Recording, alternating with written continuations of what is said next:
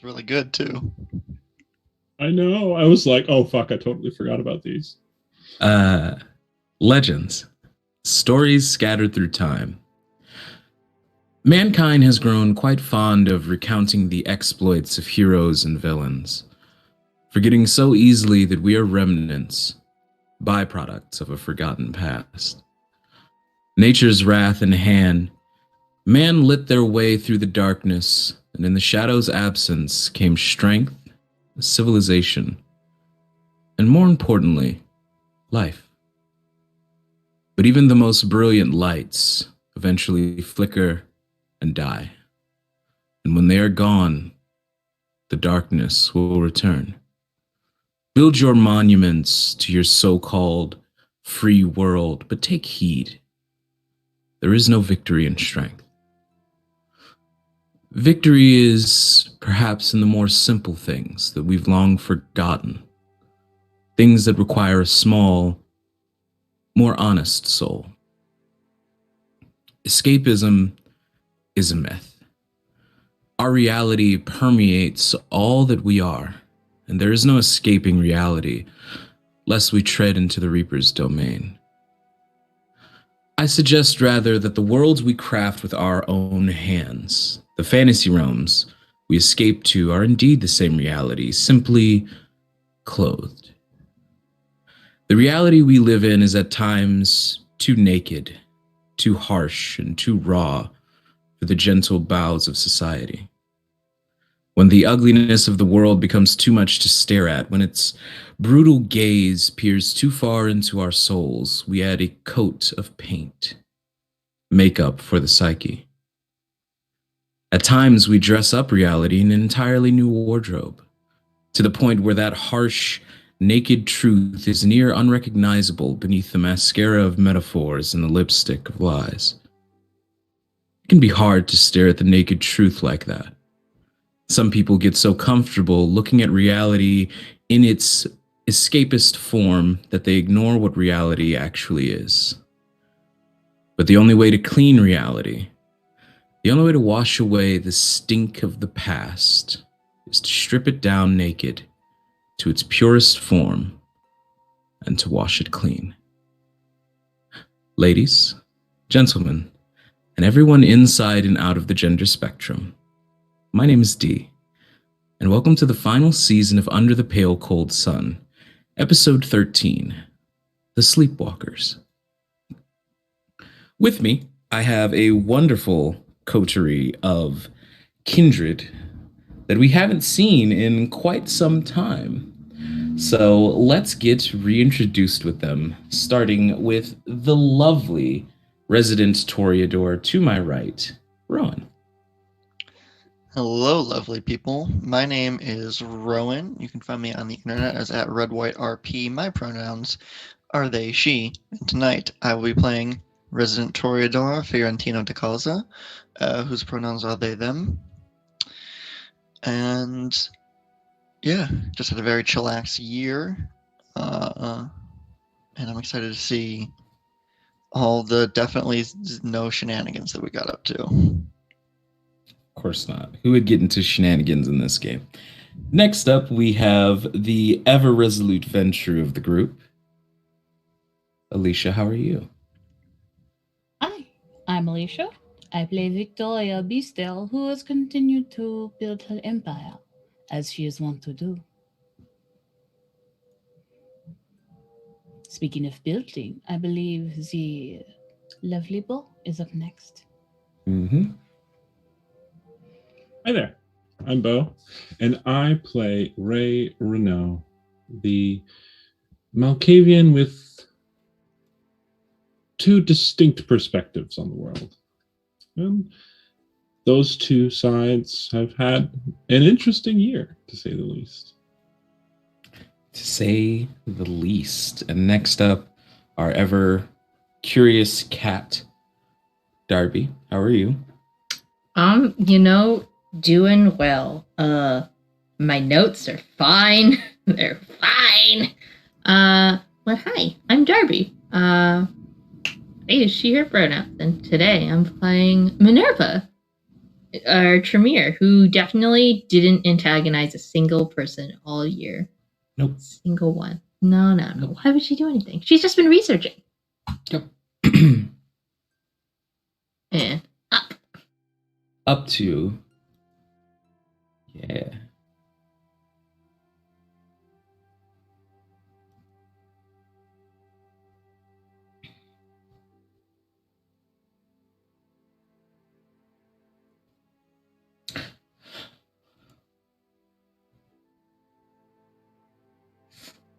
I believe that though we've had 5 separate conversations on the A,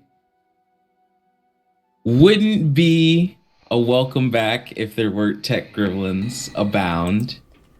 1 second. Can we get a "That's my streamer" in chat? Can we get Hey, whoa. I don't want to have to sue Critical Misses for copyright infringement. Let's No, relax. you have to sue me, which you won't because you love me.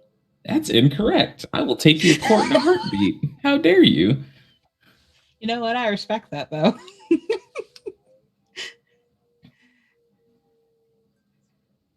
Ah, yes, indeed. Bear with us, chat. How's everyone doing in chat? Who's excited to get back into the world of darkness? Me. This one. Dean and Alicia starting an International. international incident. It's only international for like another month and a half or so. It's true. Very true. Exciting. Maybe it's a bad thing, but every time I hear the word international, I keep wanting to finish it with International Women's Day. Good. Which is every Doesn't day. sound like a bad Every thing. day is Yeah, why would International that be Women's bad? Day. Stream is Anita audible now? Oh, okay. No, you're fine.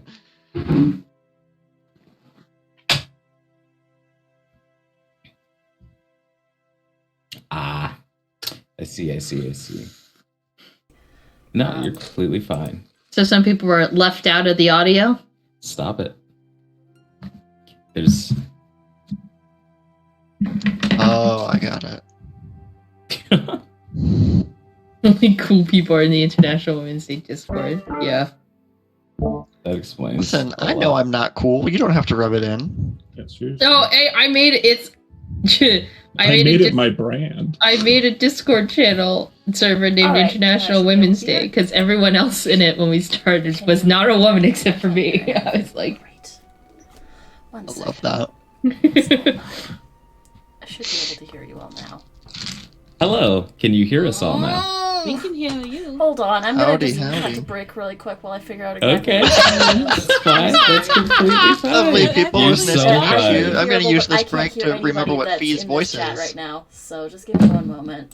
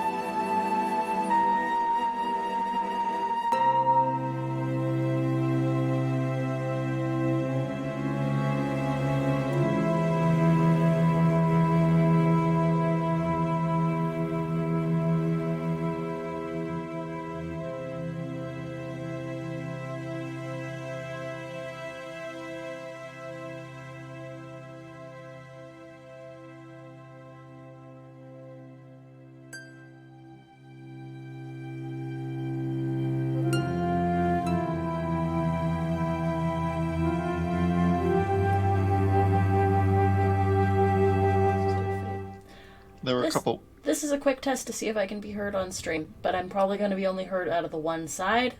So it's going to have to do for tonight. I'm sorry, everybody. I can't figure this out. What do we say, chat? Can we hear our fearless leader? Can we do it? Yes, Yes, we can. You are Ah, the audible. bell. I am Builder. audible. Awesome. Yes. So- But I will only be.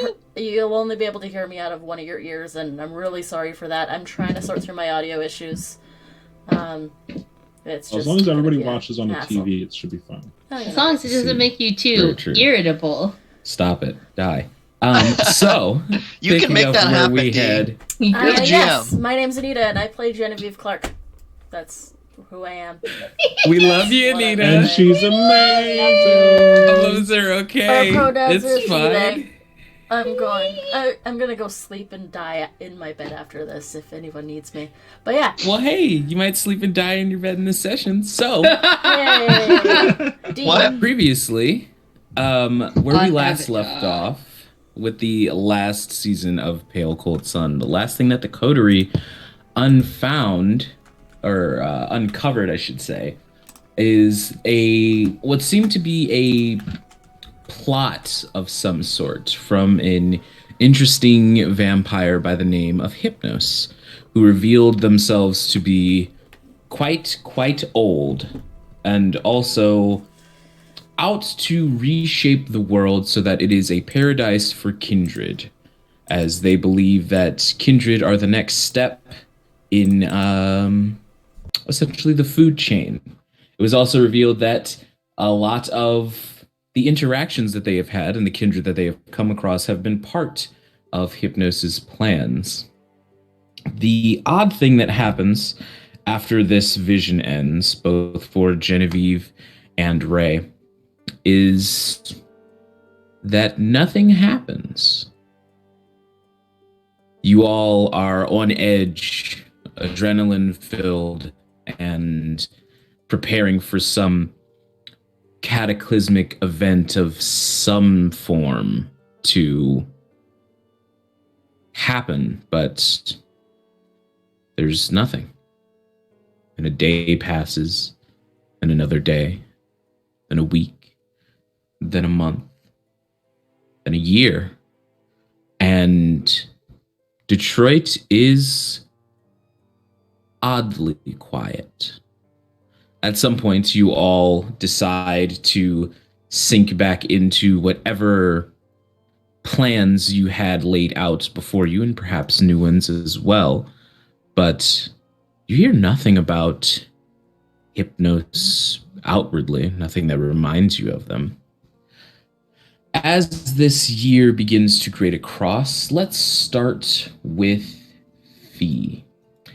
Fee, explain to me what you do through this year.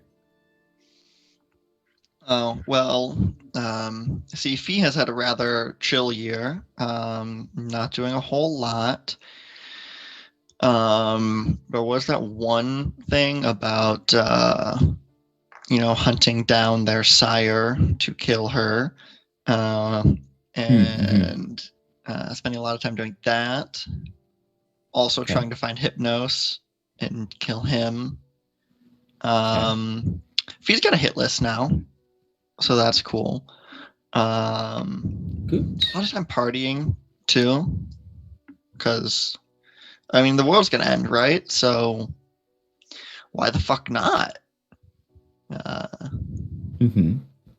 Hung out with Ray a bit, hung out with Victoria a bit. Let's pause in the midst of this partying. What does Mercedes think about the way that Fee is partying nowadays? Well, not her favorite personality change, or I would say improvement. You would, yes. But no, she would disagree. No, Fee and Mercedes have been somewhat at odds over the last year. Fee has gotten really heavily into the partying and leaning a lot more into the darker side of kindred society. Which obviously she's not a super big fan of. But How she's Mhm. loyal. So How often would you say Fee texts a certain someone in this year? never sober. But the texts Never. are. I Hmm? would say that in when you rise one evening, you rise to um, Mercedes. She's milling about inside your apartment, and she is playing Hamilton. Mm. Is this? When did we get Disney Plus? Oh, I've always had Disney Plus. Learn to share. First of all. She sort of shrugs and says, "You've been busy, so Yes. Well, there's a lot to be done. right, of course. Yeah, once you get through the ecstasy, then you got to get to the ketamine, then you got to get to the oh, you're talking about like important things. Yes, the very important things, the things I'm doing to uh, stop the world from being destroyed, and to find my sire and get her out of the equation, so that there's one less person controlling every aspect of my life. Those things. Yes. Do you actually care if the world would be destroyed, Fee? Well, that's a silly question. Of course I care about. I live in the world.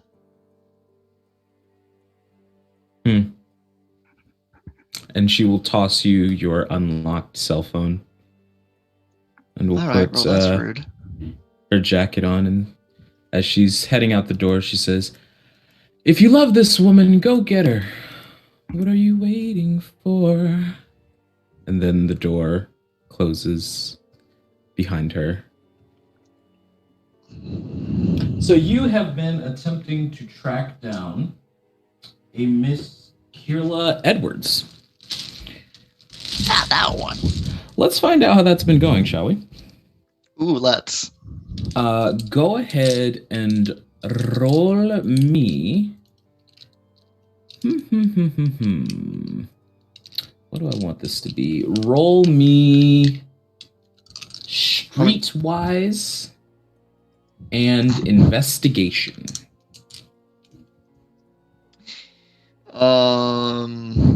Where the fuck is investigation?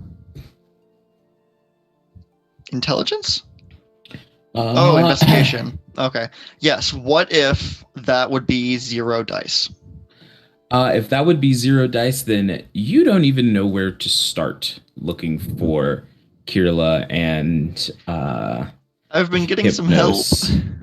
Well, speaking of that, you do realize now that you've awoken, it is about time that you meet up with your dinner date with the Madame Victoria Beester to discuss how to better go over finding people and other business-related things that you need to talk about. Did my driver just leave, or is she waiting in the car? She is preparing the car, you would assume. I would assume, yes. Yes. Despite her snide comments, you do know that she does tend to stick to her job. Yeah, I pay her well enough. What is going on with my phone? Your phone, it was unlocked, and she was just going through your text messages. With Mar, specifically. Have any with Mal? Yeah. Yes, with Mal. Sorry. Are there new ones, or? No. Sure aren't. All right. Into the pocket and out the door. Yeah. To Victoria's house we go. Eventually, you begin to set up a meeting, not at the Beaster Manor, but rather at a very, very fine dining establishment that used to have this sort of very regal and proud sort of red and gold aesthetic to it that was suddenly changed for some reason to be more in line with it. It feels a lot more like somewhere that Victoria would spend time. The colors seem to match more of her wardrobe in general. And outside of that, it is empty, bare the staff and the madam of the place in general. Victoria, this is one of many ventures that you have completely legally transferred to be into your ownership and promptly redecorated for no reason other than knowing that he wouldn't like the colors you picked. Girls. And you are sat in the midst of what is your favorite table? Where would that be located, you think? Her favorite table would, let's see, probably be towards the back. Actually, she doesn't want a view. She wants walls by her and a clear view of the exit to see the coming in and out. Gotcha. Roger that. And as you are sort of walking through the kitchen, not really speaking to the staff, but just watching them cook for a bit, asking if they've seen anything odd or if anyone has come looking for you, as you always do. You get a small chirp on this walkie-talkie that you carry on your hip. It says, "Ma'am, Speak. we've done a full sweep of the perimeter. You are clear for your dinner." Well, not. And as you step into the actual accoutrement and setting of the restaurant, you see Fee walk in through the front door, dressed for the surroundings, as always. Fee. Victoria, it is so good to see you again. It is always a pleasure for my audience, yes. Oh, we have anything tasty on the menu tonight? Whatever at this point, I always make sure to have your usual fare available. You know me so well.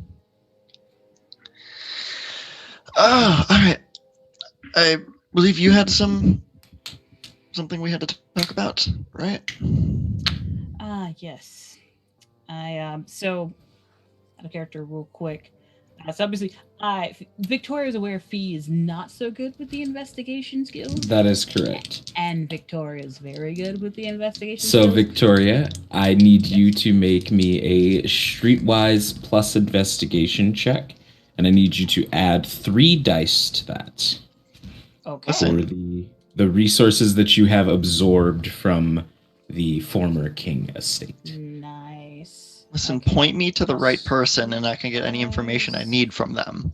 Sure. I just need help finding said person. That is very true. Okay.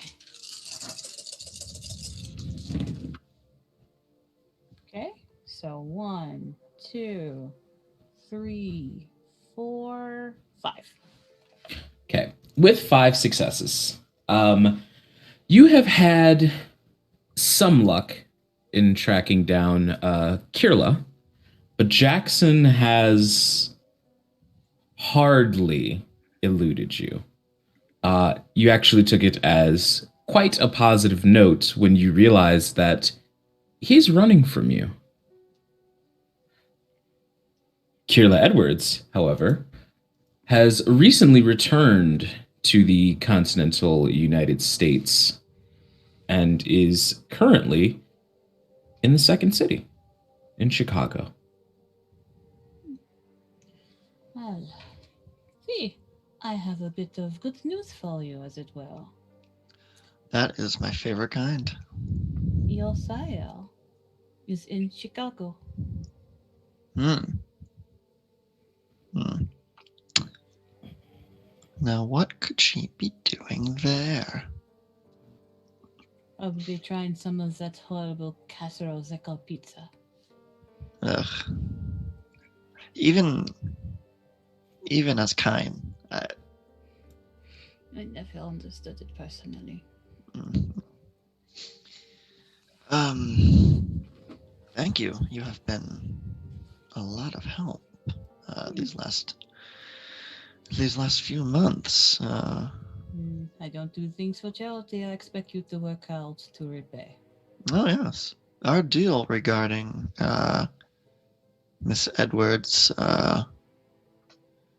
vitae still stands. Good. And it's next time you Go need ahead. someone to do something for you, just let me know. I'll convince them. Of course. As much I do, of course, like what I do, but Toria does do have a certain way with people that is not how I interact with them. And it's around this time that a very tall, older gentleman, completely bald, looks very, very clean cut, broad shouldered, very strong looking man, sort of leans down to you and says, Ma'am, you have a call. Pardon me for a moment. Dora will go take the call. As you answer the phone, you hear a vaguely familiar voice that says, Madam Beaster, I decided to give you a ring to see if you had come to an agreement on our further working together. As I have assured you and shown you various examples too, my magics can be quite useful. Of course. Have I, to be clear, have I not given the access I said I would to Magic Person or no? Yes, they are currently referring to a divination spell that they offered you for exact locations on Jackson's whereabouts. Gotcha. Of course, I am of course interested and will pay as is deserved. Question for Alicia. Yes. Would you at any point have asked this mage's name? Yes, 100%. Okay. You do. The name that she gives you is Ray. Interesting. All right.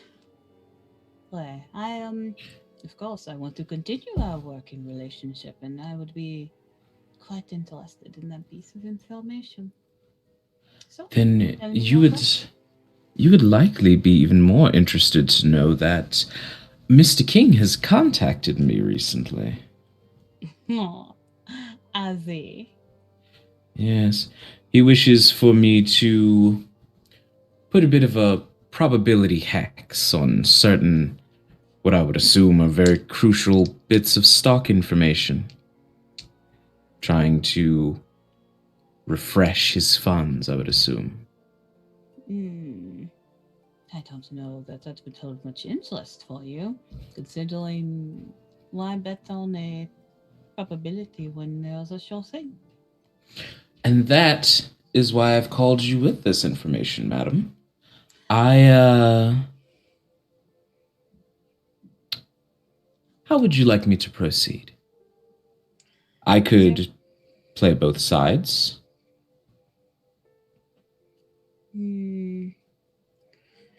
As tempting as that is, he is already terrified. I see no reason to give him any hope. Understood? A swift rebuking, then. Very well. Oh, no, you misunderstand. I do want you to go ahead and put a probability X on those, but not in the direction he wants. Understood. And as far as payment goes, Yeah. I hear that there's a certain interesting figure in Detroit that you may have access to. Perhaps I would need a name.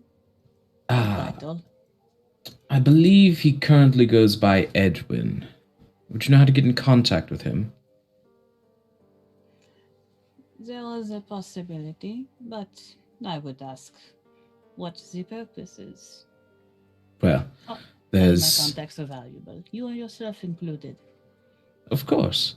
Well, I would like to be more integrated in Detroit since it seems that I'll be doing a lot of business out of there in the foreseeable future, and one of the most renowned mages of his time before his untimely siring certainly piques my interest. I doubt there would be better people to learn about blood magic from. That is understandable. I will talk to him and get back to you, and I can arrange a time and day. That is all I ask. And the Pleasure working with you. line disconnects. The day keeps getting better. Oh, I suppose the evening keeps getting better. Right, she'd return back to the table. right. I was going to say smiling, but smiling isn't in character for her, so probably smirking. Good news. You're less dour than normal. Oh, wonderful news. I'm about to declare checkmate. A toast, then, Of course. to winning the game.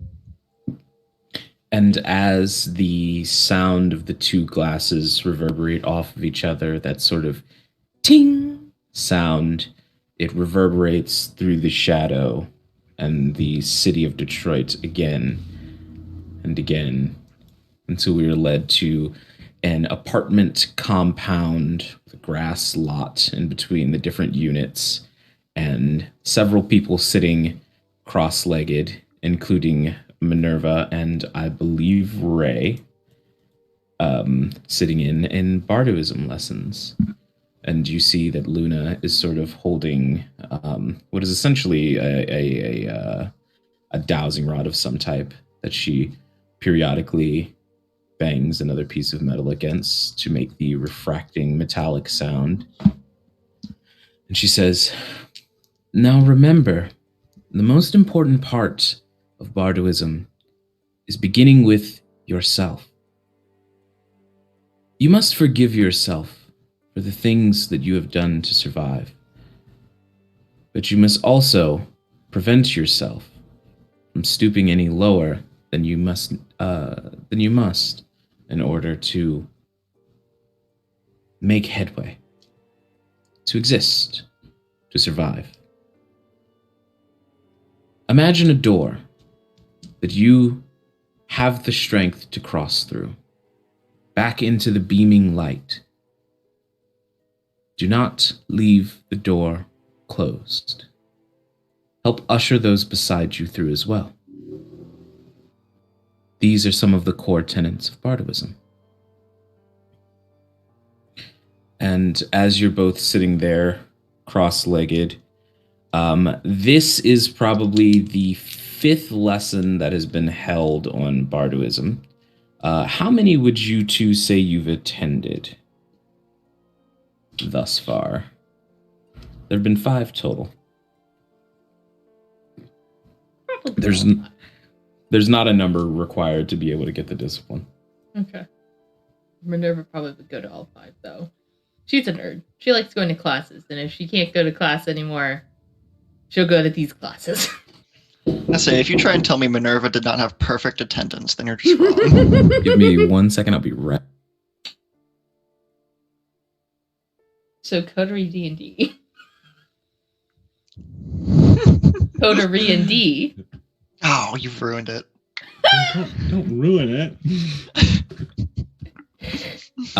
So you all, the pair of you are sitting here. Ray, how many lessons do you think that Ray has attended for the methods of bardoism? Unless they were planning around Therapist Ray being there every time, it seems like Therapist Ray was there 3 times. Okay, gotcha. Sounds good. So you all have sat through a lot of the lessons, and while usually they are held by Luna, one of the heaviest ones was held by Oswin himself. He came out and taught the class. It has been interesting. Ray, you especially, being a professor in your own right, and as well as Minerva, it is a very odd, almost collegiate-like experience. Some classes that are in an explicit certain methodologies cannot be taught outside. There are certain things that have been taught indoors. You're not exactly sure why, but they have been. It is felt very odd. There are lots of people taking notes. There are lots of people with textbooks. And Luna kind of smiles and allows people to have the notes that they have and say, if writing helps you retain this information, that is good. But remember that these are lessons for the soul, not the mind. So there won't be a final test. You'll either achieve bardoism or need more lessons. And even if you achieve bardoism, we all can stand for more lessons. Were there any questions?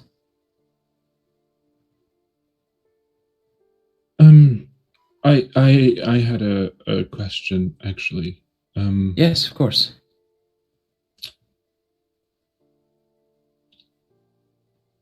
Would I be able to bring myself back? That is a very common question. It is difficult, and Oswin warns those of us who teach it against giving people false hope. Theoretically, through bardism, it has been recounted certain tales of resurrection, yes. But I would recommend that you all focus on the here and now. Bardoism is about moving forward. It's about forgiving mistakes, even ones you didn't make, and learning to live with them, even though we're dead. Right, of course, yeah. Moving forward. Well, that is all the time I believe we have. Minerva, I think Oswin wanted to speak to you before you leave the apartments. Okay. Do you know what about? I am not sure. I haven't actually had a chance to talk to him. Cool.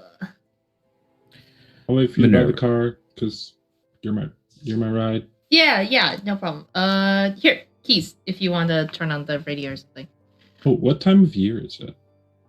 While this is happening, it is likely end of spring. Okay. Cool. Not that I guess the cold would matter. Mhm. What No, I was not in thinking there. particular. Are you saying that the But- cold never bothered you anyway? That's Stop exactly what I'm it. saying. Enough out of you. Let it go. All right. Now I know who the Bane's for. You as you begin your walk toward the apartment that Oswin calls his own, you see that as is normal, given recent circumstances. Isis walks beside you and says, "Do you really think that this bardoism is what, an escape?" It's interesting. That's inarguable. I don't Suddenly know is amazing the things that true belief can achieve in this world. it. I mean, why not learn it? Knowledge is powerful. Yes, I suppose it is. It's I around said- that. Good. It's around that time that you knock on the door, and Oswin says, "Come in." You want to see me? And as you step in, you see Oswin and a familiar shape, though the head has been shaven very low, and they're not wearing a dark trench coat. They are wearing what looks like this very nice vest, very professional looking. You see Nurgle. And Oswin sort of says, "Minerva, I don't think that introductions are necessary." Mm-hmm. Could you have a seat, please? Sure. Can I sense the unseen real quick? Absolutely. Yeah. You sense the unseen, look around. Doesn't appear to be any invisible threats. Cool.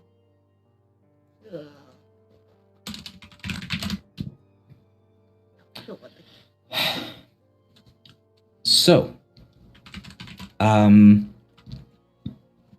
Nurgle here has requested to join us in the lessons for bardoism. And I wanted to get a recommendation from someone who knew him better than I did. I know you don't know him very well, but you know him better than I do. So, Well, that depends. How's our dear, dear sire?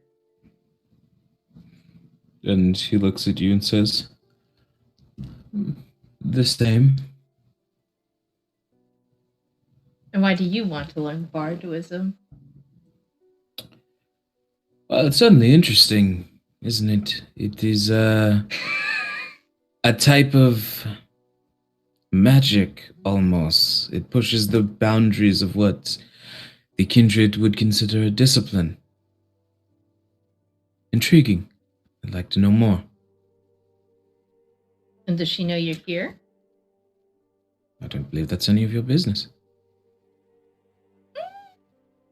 Kind of, if you're going to be running in the same space as me. Given her, penchants for experimenting on others.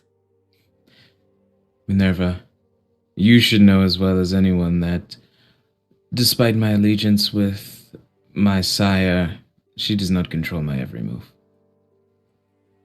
Alright, insight check him. You can make an insight plus, let's call it wits roll.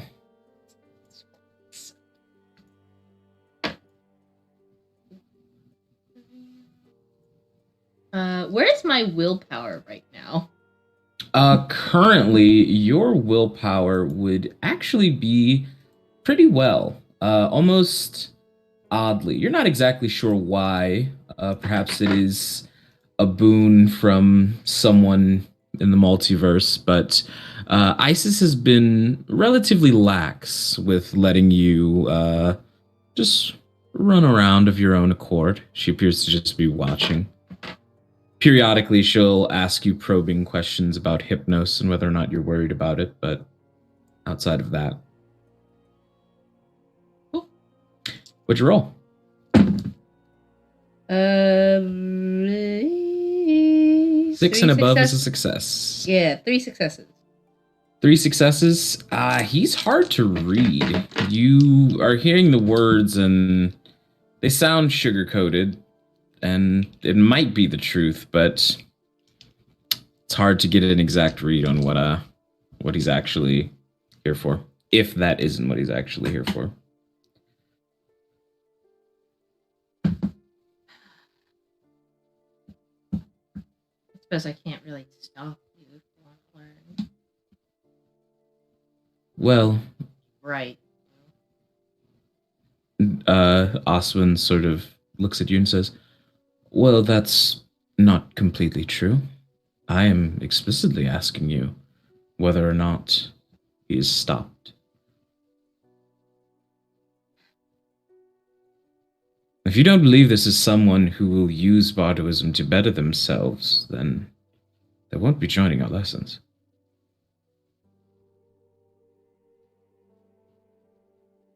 How's Nurgle reacting? Is he... Nurgle's just looking at you.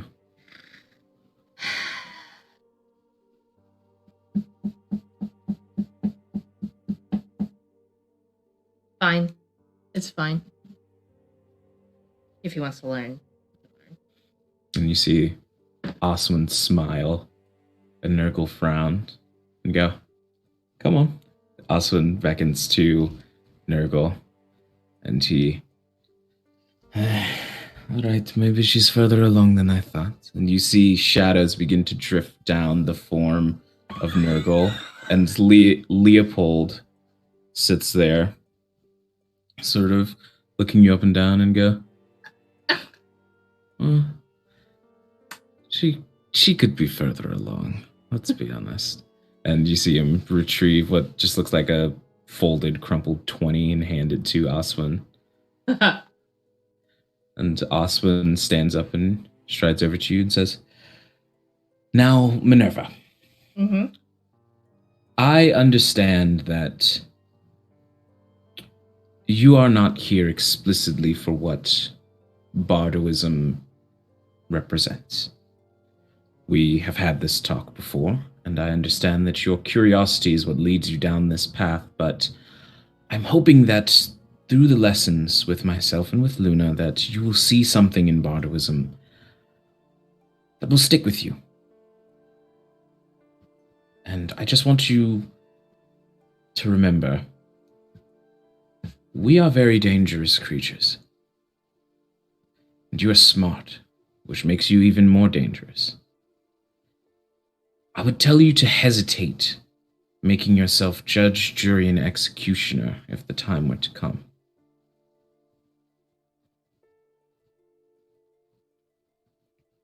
Everyone deserves a second chance. And you see Leopold behind him in the chair raise his hand and said, yes, but only a fool gives a third. So. Where's Nymeria on yours? I've never liked Nymeria, to be entirely honest. She's nosy. Yeah. Yeah, she is. You haven't seen her at all, have you? No, she has very smartly made herself scarce.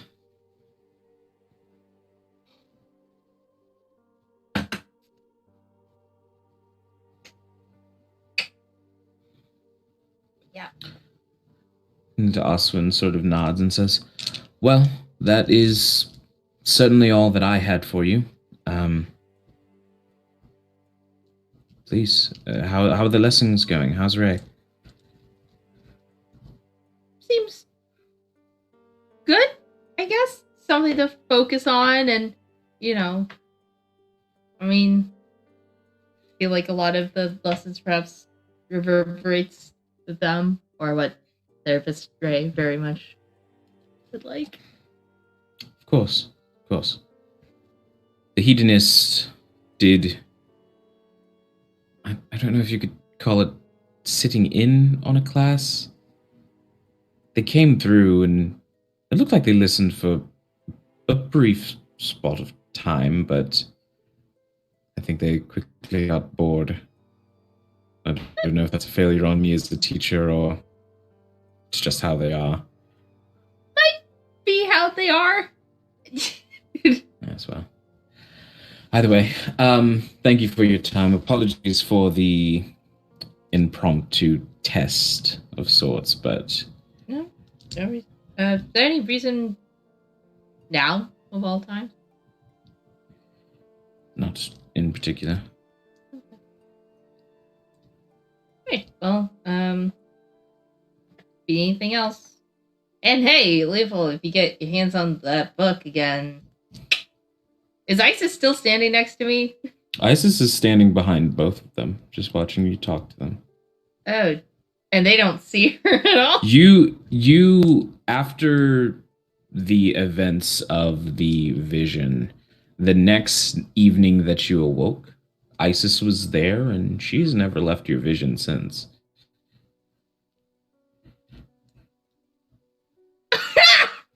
Cool. I just totally lie.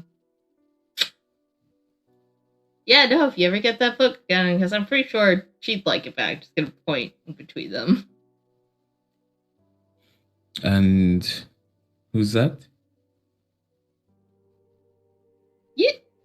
You know. No, Sis? I very explicitly don't. Did I never tell you whose book it was, or who was talking to me through the who Nigeria wanted? The whole No. okay. So the book may have had Isis's consciousness wrapped up inside of it, and may or may not have been speaking to Isis and or possessed by Isis at one point, and now she's just, vibing and hanging out. She's like right there. Hi. Leopold looks at you for a second. He's just like, Minerva is off, just walked off the pier. Okay. Leopold takes a second to turn and look at where you're pointing to. He squints. He looks real hard. And you see Isis lean across his shoulder, so she's right next to his ear, and say, "Boo." And Leopold, holy shit. That, well, that is, great. You see he digs around in his pockets for something, begins casting a spell over himself. Say, You know how I wanted that, that was part of the reason why I was like, that tape recorder is like super cool because, when she took over my body and no one could tell it was me, when I used the button, I was able to, snap back and yeah. But like she hasn't possessed me since. I don't know why. Mostly Right, probably of because, course. being here, I think that I have an appointment that I have to get to. I will talk to you both at the earliest convenience. And yes, evening. And Leopold makes an exit. And Oswin sort of looks and just goes, takes a lot to frazzle that one. And he turns and sits back down in the chair. Begins to write in his books. How's the progress with the spell? Slow, unfortunately. I'm sorry to report. It'll probably be better part of a year from when we last spoke about it before I finish.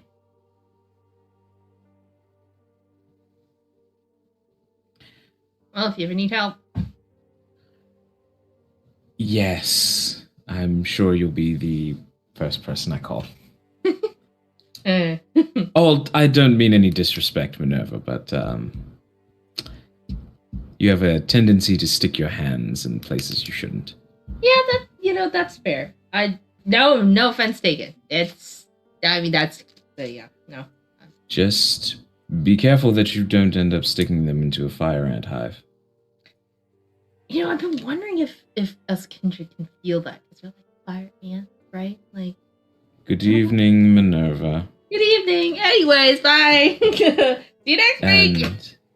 And as you are making your way back to the car, Ray, you are waiting for Minerva when a young man approaches the car. You recognize this person. You've been taking the classes with them. This is a young man by the name of Lyman. No relation. He's made it a point to specify that to everyone he introduces himself in Detroit. See? Oh, hi, Lyman. What's up?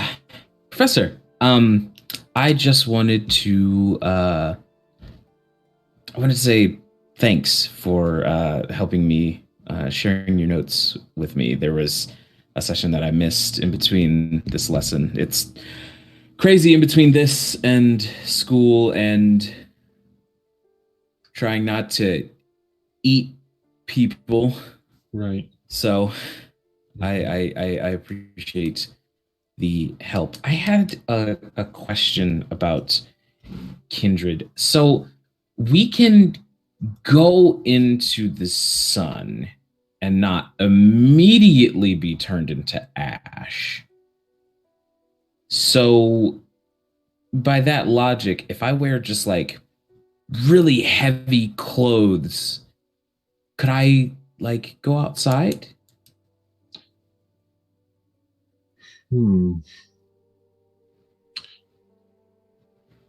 That doesn't sound very safe. What exactly is it about going back and seeing the outside during the day that you are Well, missing? you know, my parents had me really late in life, so they're older, so they're usually asleep before the sun goes completely down, and I just I wanted to talk to my mom if I could figure some way to make that happen. Right, of course. I'm sorry if are they well? Are they okay? They're fine. I kept them in communication. I just told them I had to transfer colleges, get out of Detroit. But you know, I just want to sit down with them if I can. Well, I can't say that I've tried it before. However, of all things, every story about Kindred, the sun is like the thing. I know. And even waking up before the sun goes down is, as you might have noticed, really difficult. It's unlike anything else. So, how about this? Maybe you could ask them, say that you're planning, you're going to be in town for, an evening, you have some business in town, and maybe you'd like to have dinner with them. It's still springtime. That means that, the sun's not quite setting as late as it might be. And, Okay. maybe just ask for, you're only available at 9:00. Right. And then, yeah. Then maybe you can go have dessert with them or something. Yeah. That'll work. Thanks. I appreciate it. Hey, Lyman. How are you handling all of this? Honestly, or what I tell Luna and Oswin?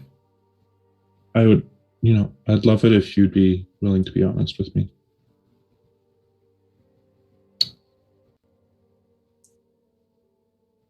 I feel like I should dislike it more. But I'm really fast. And I'm really strong. And It's weird to have to place restraints on things that I just couldn't do before. Right. Self-imposed restraints. Yeah.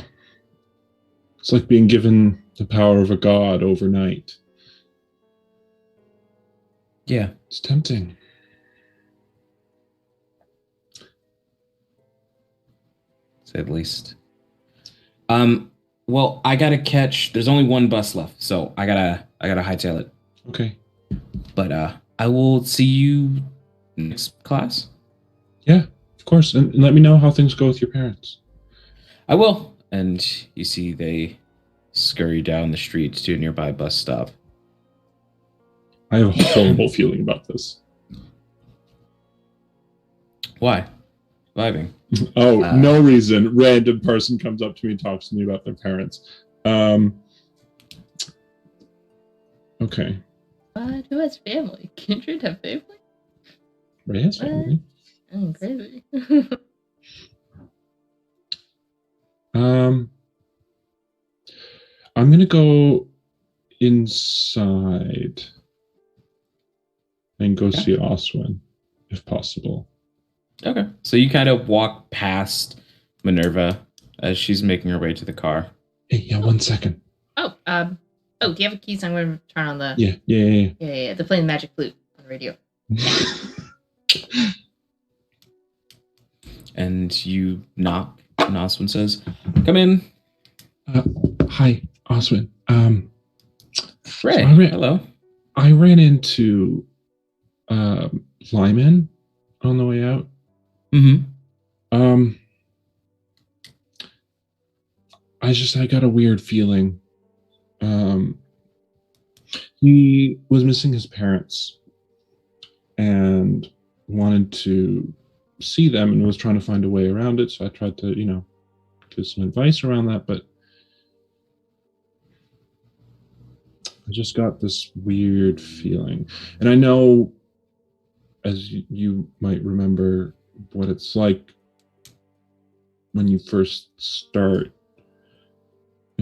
Restricting yourself and holding yourself back is hard, and I'm just a little nervous that something might happen. He goes to get a couple of things, a book and what looked to be components of some type, and you see he sets the book down and opens it, and the eyes turn the deep clouded mist that you are used to seeing when he invokes the discipline of bardoism. And he pauses for a second and says, "Yes, they are struggling, trying to decide between what they want and what is the best for them. I'll have a talk with the young Lyman and assure them that there are ways that they can satisfy that need." Of course. I should have mentioned trying to at least feed before going to see them, I suppose. Yeah, and if you could just keep it between us that I told you this, you had a feeling or something, you just wanted to talk to him. Of course. If he feels like he can come to me about these kinds of things before they happen, maybe we can stop something like this from happening in the future. Okay. Thank you, Oscar. You were a good therapist, weren't you? Well, I definitely was good for other people. Isn't that always how therapists end up being?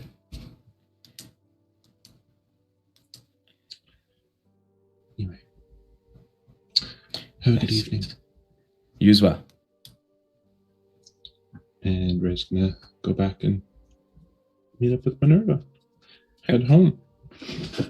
You jump into the car and you guys begin making your way to your humble abode. As you do, is there any conversation that y'all have in particular on the way back? What time of year, like of our year that we have, when would this be? We will say that this conversation doesn't take place on that same day. Mhm. We can say that this is you guys leaving another lesson on your way home toward toward the middle of summer-ish. Okay. So you're about halfway through the year. Okay. So Ray would turn to Minerva and say, "Oh my God. Okay. So last session was incredible. Like, Yeah. I was not expecting Genevieve to do that at all. I think Genevieve, I feel like for Fee and Jen, this campaign is just like a really fun way for them to like, Just like, stretch those muscles, right? yeah. It's just like, it's such a good way to like, for a bunch of people to get together and like, get to know each other, right? Yeah. Plus, I feel like I really love collecting the dice. I feel like they're just, maybe Fee does too. Like, they're just very pretty things that you can just collect and hoard, per se. I will say, when I did start DMing this group, I was a little nervous when we had a 2 bard and 1 wizard party, but I had to make some adjustments to our encounters, but it worked out, I think. Yeah. I mean, when everyone is super vulnerable and squishy, I think everyone takes everything more seriously in terms of what can damage them. And, I think Team Don't Touch Me is doing really, really well. Yeah. I mean, Genevieve still has a bit to kind of connect the math part of it for sure, but I think she's really getting it. Mm-hmm. You guys have some exciting things in store for next session. I need to review my notes. I feel like you're going to pull something. Actions have consequences, is what I'll say. Fuck around and find out. And with that sentiment, the camera will pan over to Genevieve. Ominous. Bring it on. Let's do this, Genevieve, bitch. it has been a very odd 12 months for you. But probably the most odd is the way you wake up every day. When you sleepwalk now, you don't walk alone. You walk with a young man that is getting taller every day. The tint to the skin has lessened and become less neon and more subdued and natural looking. The hair is tied back in what you've been told are traditional braids for the guru kind. Mm-hmm. And in this moment, you are walking through the sand with Artreus. And he says, well, Aunt G, that sounds like a interesting hobby. What was it called? Oh, it's Dungeons and Dragons. Okay, right. But in the stories, you haven't told me about a dungeon or a dragon No, yet. we've been there's been a lot of shopping episodes, honestly. Been a little bit frustrating there. I really like the hang of combat, but no, everyone wants to roleplay. The math is a little bit difficult, though. See, I would have thought with a being an actress, you would have leaned more towards the role playing aspect. I mean, everyone expects that, but there's other aspects to it that I find interesting and compelling. Role playing is just one portion.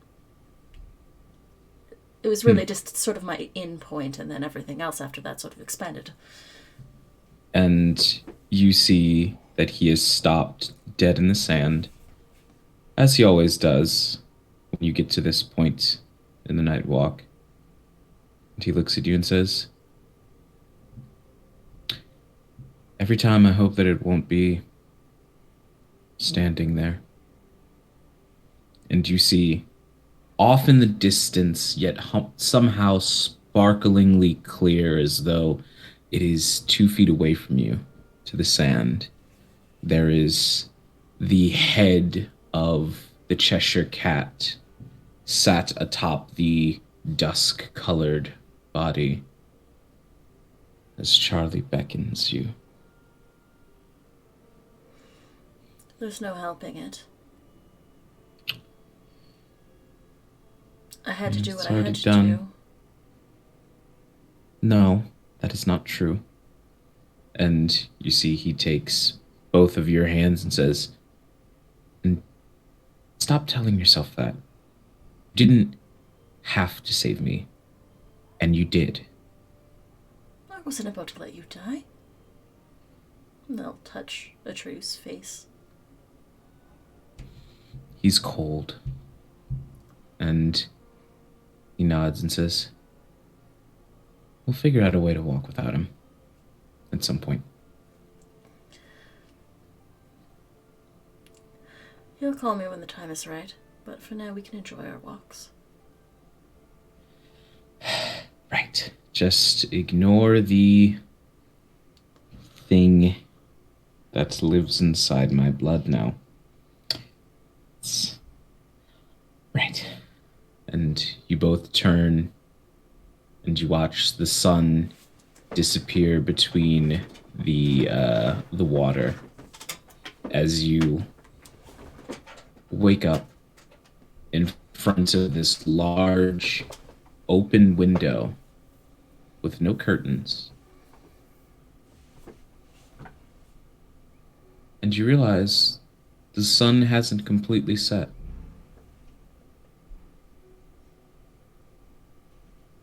And yet,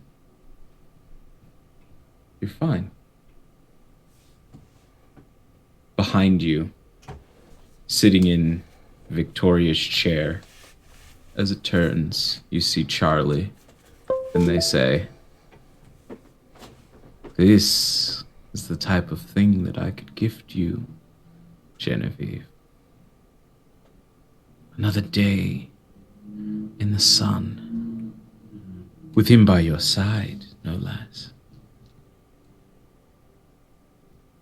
Wouldn't it be, darling?"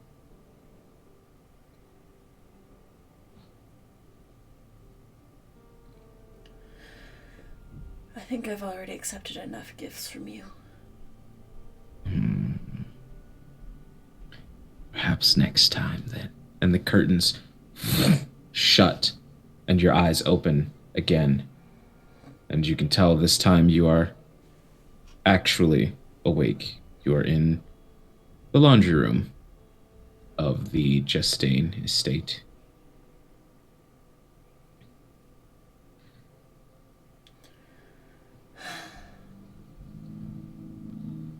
I'll pull myself up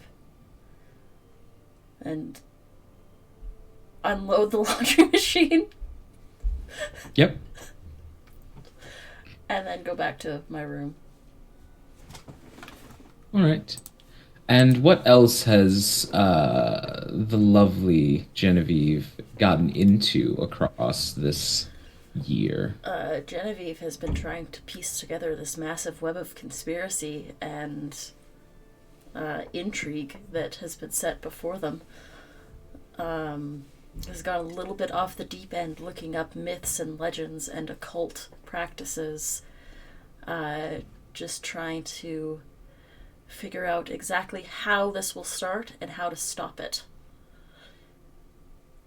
I think think that the conspiracy boards that her mother had set out, or that Mummy Dearest had set out, but a little bit more unhinged. There's another cat. Gotcha. So less organized and more personal of all of this. This is a conspiracy board that is set up and angled in a way that only you can like truly grasp like what pictures are supposed to connect where. Yes. And it is then that you hear a soft knock on your door. The person I've been avoiding. It is Starlight.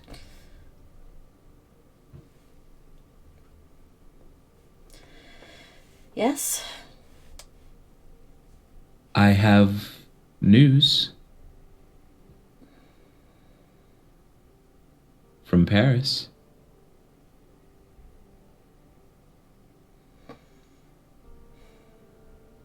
Genevieve, could you open the door? I'll put away my work. And you see that she is standing there, overdressed as usual. And she says, I have been looking into things. And, well, I will just be frank.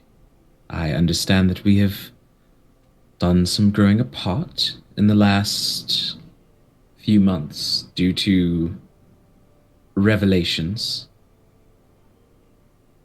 And I wanted to attempt to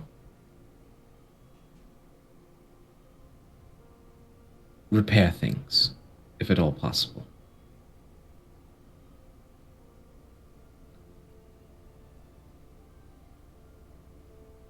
She presents you with a ticket to Paris, France. And she says,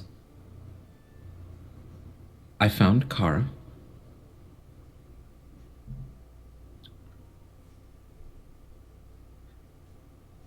But I think you'll want to talk to them alone.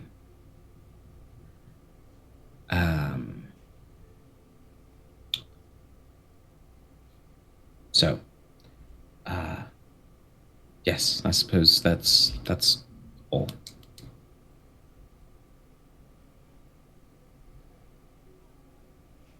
Ophelia. You were the Yes. one that sent her into danger. I am aware of that.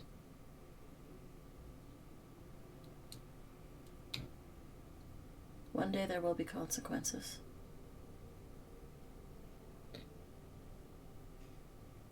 Genevieve, you know nothing of the consequences I face for the actions I've taken.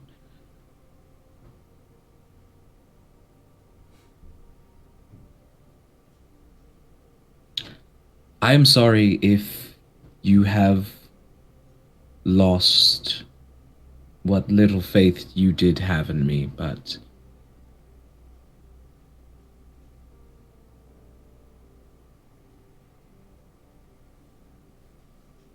I regret to tell you that faith was misplaced. The script must proceed how it proceeds, regardless of the feelings of anyone inside of it. It is not up to us. And you could not be sent to Paris in her stead.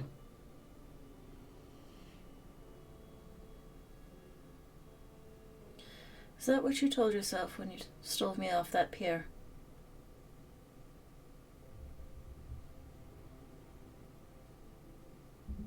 It's what I tell myself every time I ruin someone's life.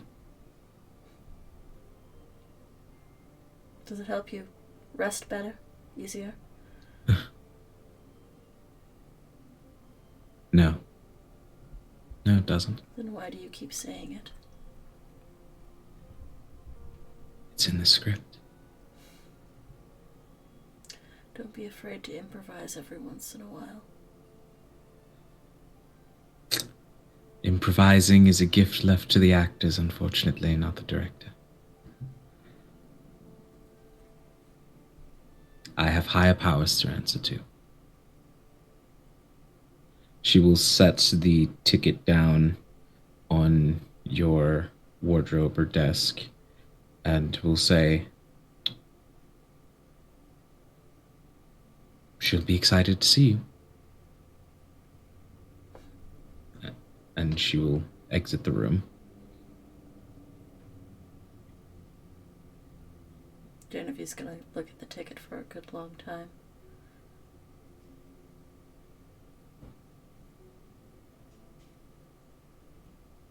And pack a bag. All right. So in the spring, Genevieve, you go to Paris. And as you get off of the flight, you see a young man with this very salt and pepper hair that betrays the age of the face, that picks you up and drives you to a very humble but nice abode. And you see that he lets you in and then gets back in his car and drives off. And the house is mostly bare except for pictures of Kara and a young person, broad-shouldered, mess of hair. They appear to have a tattoo of some type of army regimen, service of some kind. How old are the pictures? Pictures don't look extraordinarily old, maybe the 80s, 90s. And you see coming around a corner with their left arm missing, you see Kara sort of walk up, and she says, "Hi, Jenny." You have sight for sore eyes? Takes one to know one. She comes over and gives you a hug. And give them a hug.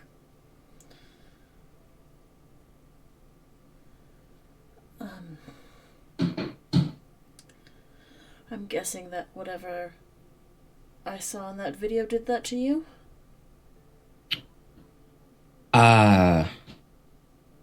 Yes.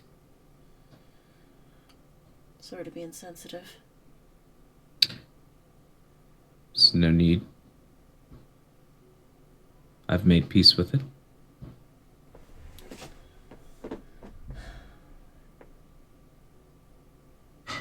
I'm sorry she sent you to do this. Why? You're not the one who sent me.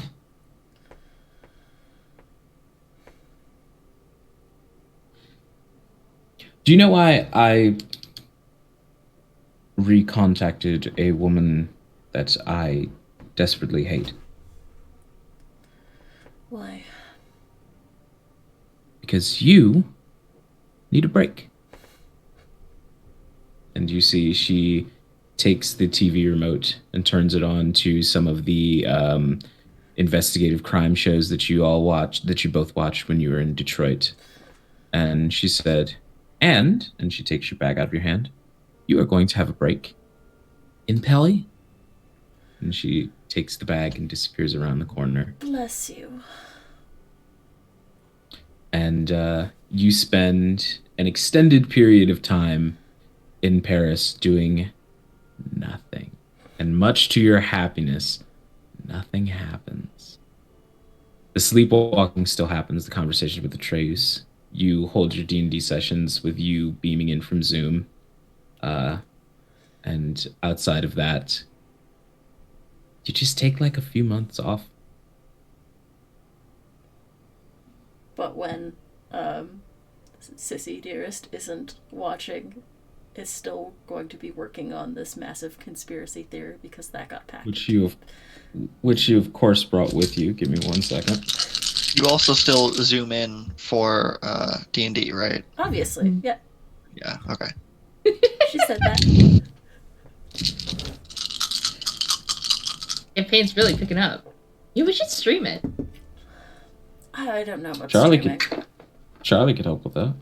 Yeah, Charlie could. Which Charlie? Doesn't your Yes. Yeah.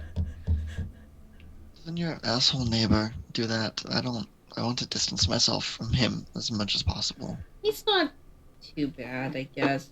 I should text him. No, you really don't have to. He's lying about stuff, though. He's Since I lying. have access to some of the libraries in Perry, Mm-hmm. I would definitely be digging in. You also one evening when you were working on things, very close to sunrise, very like dry-eyed, if you could have that kind of focus on something, if your body still worked that way, you see that just sipping a blood bag at an open door is Kara, and she just goes, "So this is what you're working on." Well, everybody needs a hobby now. Mm-hmm. I thought your hobby was D&D. I mean, I have other hobbies. I also play the violin. I've heard you. I'm not very good at it. Is there a reason why you didn't ask the private investigator to help you put together a mystery?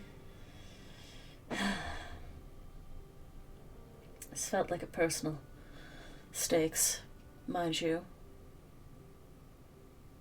I don't know. Hmm. You want to have a look at what I've Huh? got so far? It's terrible. The organization is heinous and it makes me hurt, but from what I can tell, the logic seems sound in a way.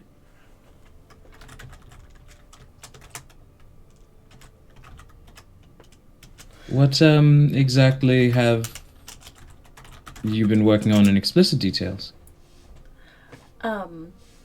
Well, I'm trying to uncover this massive web of conspiracy and lies perpetrated by our sire and others, that seeks to plunge the entire world into a state of darkness where everyone subsists off of diablerie.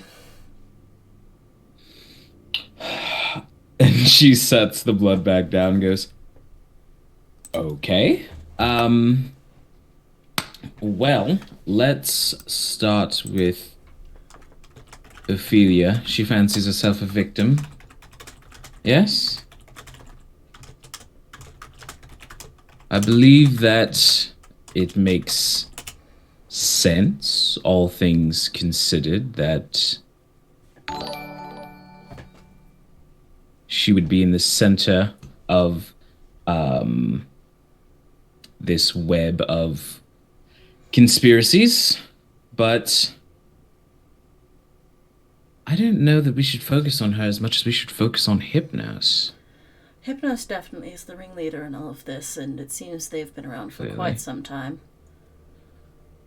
Yes, but there is something missing about him. What about the boy? And she points to the picture of Atreus. Atreus? Yes. Well, we talk every night. Well, every day. Right. Child of a vampire and a guru, an abomination, but very sweet Not supposed child. to be possible. Not Yes. supposed to be possible. Very sweet child. Though, very close to the wellspring, up in the Upper Peninsula. Stop. Get. So, I understand that Atreus is in essentially every way possible an anomaly. He's not supposed to exist 3 or 4 times over. I mean, there's several reasons why not, and then obviously the poisoning that I managed to stop. But what does that have to do with Hypnosis' plan? gotta have something to do with it, right? Is Atreus for some reason connected on a deeper level to the wellspring? I mean, all Guru are connected to the soul of the world. So, yes and no. Not in a particular amount. There has to have been a reason also for Charlie's involvement. The Fae. Well, Charlie, that's this one? She will pluck the sort of a hand drawn, because you don't have a picture of Charlie, so she will pluck the hand drawn rendition. The poor sketch that I made. Yes. You said this is a fey creature? Allegedly.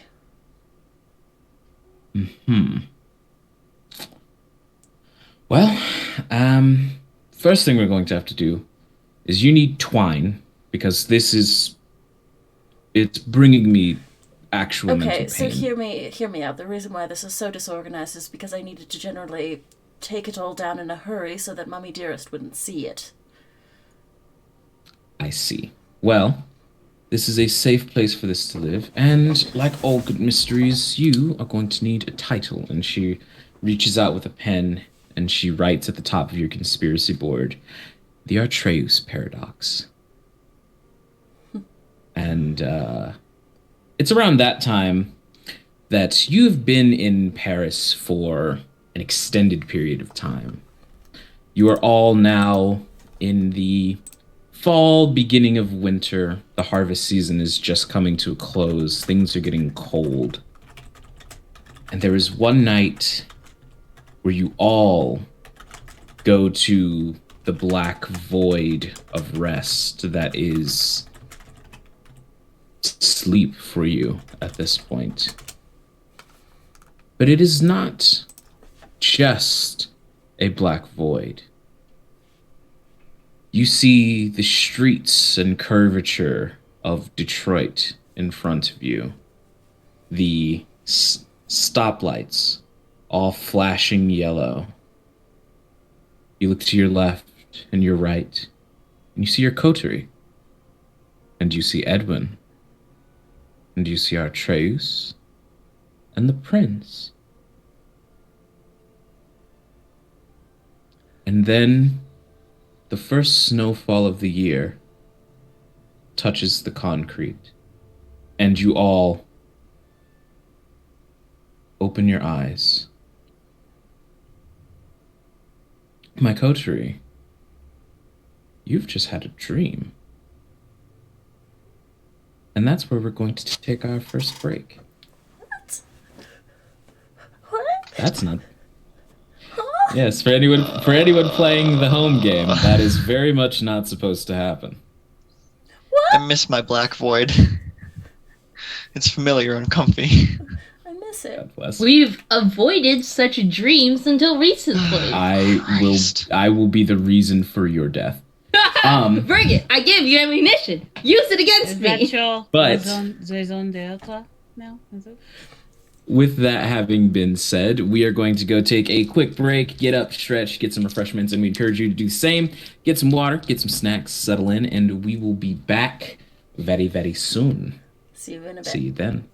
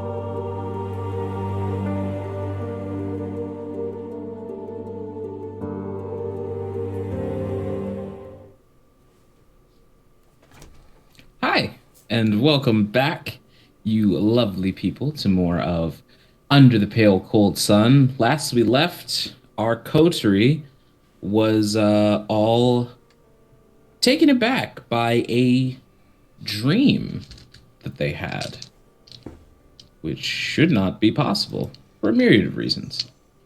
Um, what is your reaction to this in general? Genevieve is nonplussed because this happens all the time. Does. And I was going to say, Victoria probably calls Genevieve to be like, what the hell was that? Okay. What now? Yoda. Oh, what? That dream. What the hell was that? Oh, you had a dream? Yes, and it makes me very uncomfortable. They generally do. What was it about? There was blackness, a traffic light, I believe it was yellow. And then I saw Edwin and Atreus. And the prince? And all of Yes. us? Yes. Okay, then it wasn't just me. And Oh. you see Edwin, who I believe you are cohabitating by this point, Yep. sort of looks at you over on the phone and says, I had that dream as well.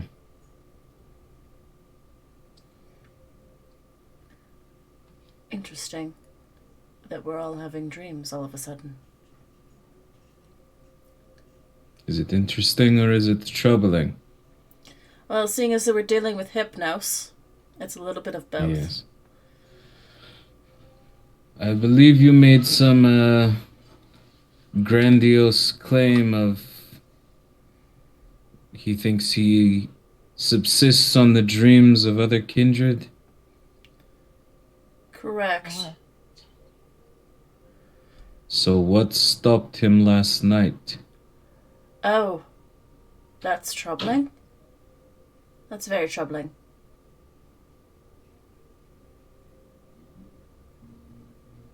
To say the least.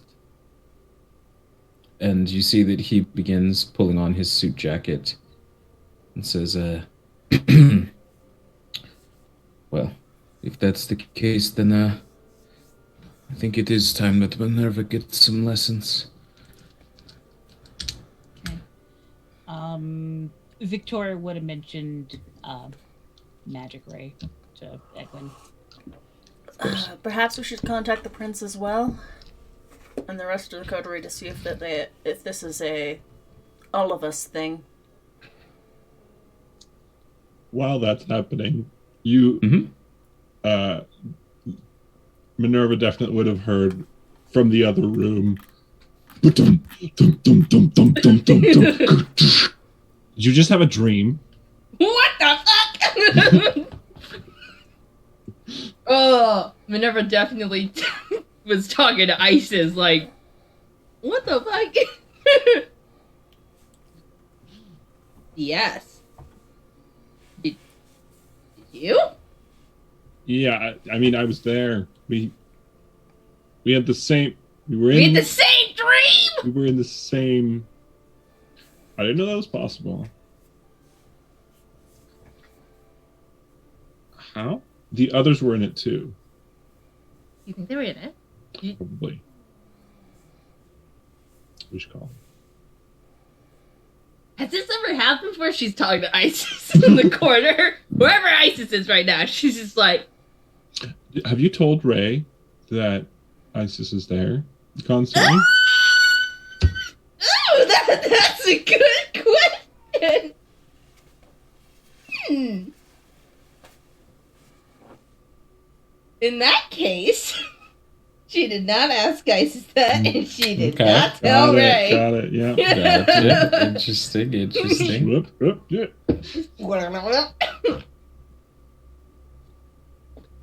Minerva would get a phone call from Fee. Yeah. Did you do something to me? No. Okay, because You had a dream, right? And we were all in it, and we were standing in Detroit, and all the streetlights are flashing He had yellow. a dream too. Yeah. Hmm, Right? And I you know, just had to. I see things sometimes, but usually that's like LSD induced. So, Touching on that later. But I think. well, I hate it. This is wild. I mean, like, I guess we should kind of everyone else and see if they. So what is Hypnos? Is Hypnos back? Is he? Or not back. Is everything? So the world about is the world gonna end now? I don't know. Let's find out. I think Victoria would send a mass text and just say, meet at the restaurant that Victoria and Fee usually eat at. Okay. Y'all receive this text message. Go wake up Mercedes and head on out. Like shake her awake. Say, yeah, get up. We have to go. Yep. And she gets up. Things are happening. Not good. And things either. she sees your face and goes, okay. And she straps in both of her guns to her harness before putting her jacket on. Genevieve, it's going to be a little difficult for you to attend a meeting in Detroit currently. Yep. I'm going to text Victoria and be like, I'm still in Paris. So... Okay, Victoria texts back. I will set up the telecommunications room. No worries. Excellent. Because there's no way Victoria doesn't have one of those. Oh, yeah. Sure. And even if you didn't, you now own one.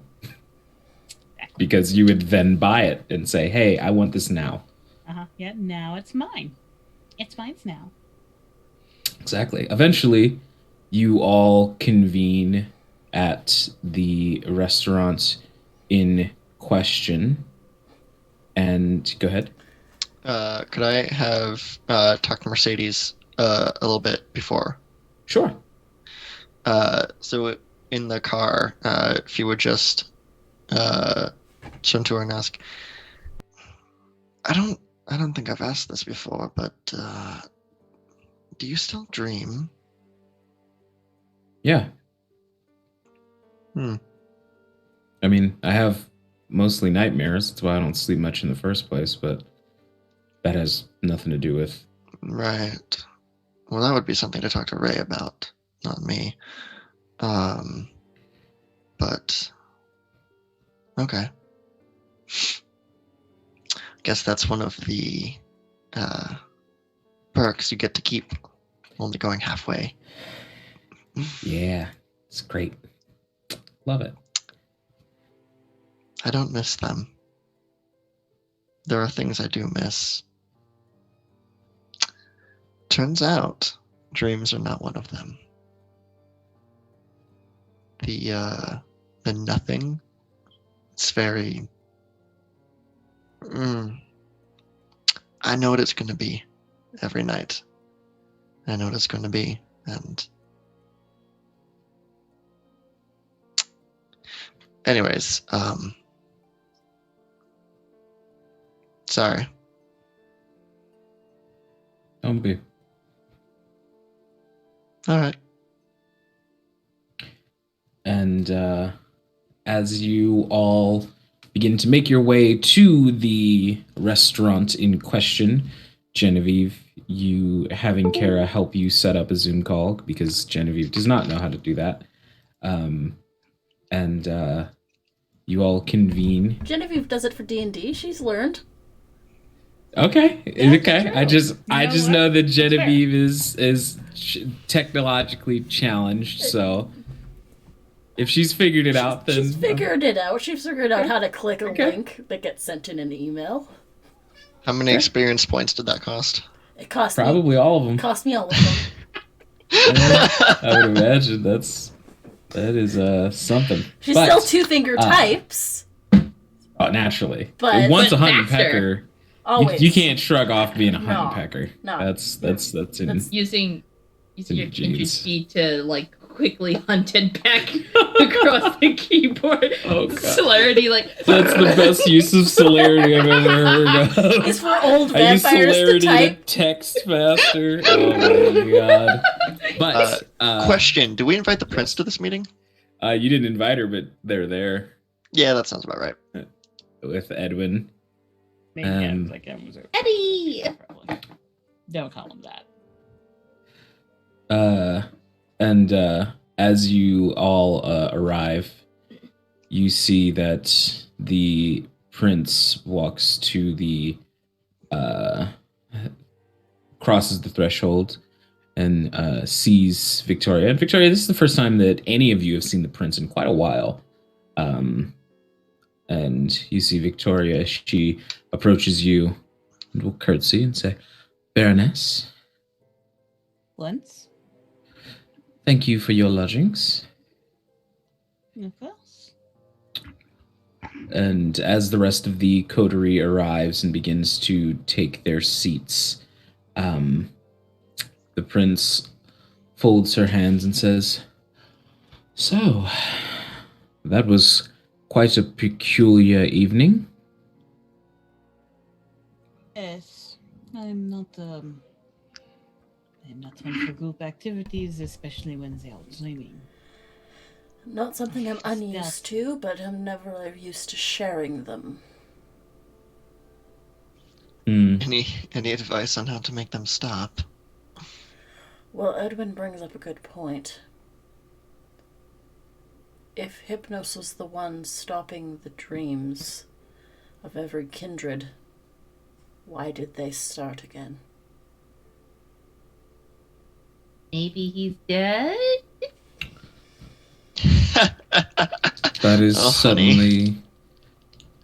suddenly the hopeful thought process. And the terrifying one, because what would be powerful enough to kill Hypnos? Yep. The sun? Maybe? I mean, there are ways you can protect Perhaps. against that if you're old enough. Ugh. If Hypnos feeds on dreams, perhaps letting us have them is how he's able to feed. He produces the dreams in us and feeds on them. Hmm. Feeds on the energy, perhaps, that we produce in our dreams. Some sort of psychic. So this is really more Minerva's background. Interpretation of dreams, sure. But The- magic? The more important question, in my opinion, is why why us and Atreus. Have I gotten a radio check to say that everything's clear? Nope. We're moving. Let's go. Oh, we're leaving. Let's go. We just got. Yeah, I haven't even gotten my Move. food yet. No, we Ugh. outie. Victoria's out the door. A bit for a little bit of flavor. Whenever Fee walks near like a light bulb or a candle or something, it like flickers and dims a little bit. Why? Ah, that's a good question.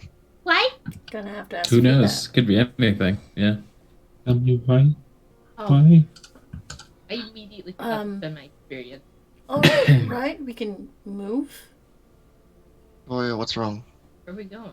Victoria has left the building. Oh, all right, we're going. She is. Better not to ask questions and just move, I suppose. I suppose. Over this And last this year, is- I've learned just not to question Shame on you. Victoria.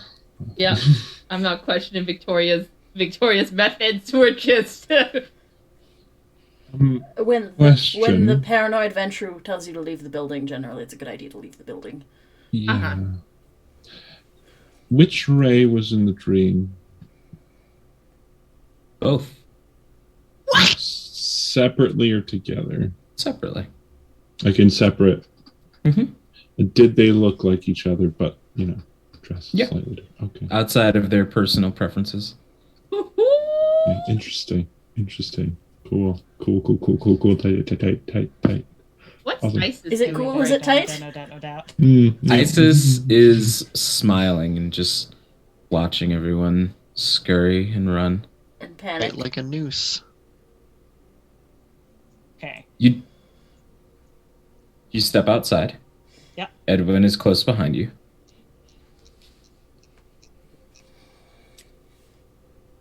Victoria's going to try and get a hold of her security detail, figure out why sleep hasn't happened, what's happening. No response. Nope. Away. No cars. We're moving. And Victoria, you what's, see, what's No. happening? The restaurant explodes. you see as Edwin is walking up behind you, he says, "What is the plan?" As he's beginning to rifle through pockets and produce his small leather-bound journal that he keeps his spells in. We scatter. I think perhaps that dream was a way to get us all together, but I think I've become a creature of habit and we should all scatter. Immediately texted Mercedes to come around. You think No. Jackson is in league with Hypnos?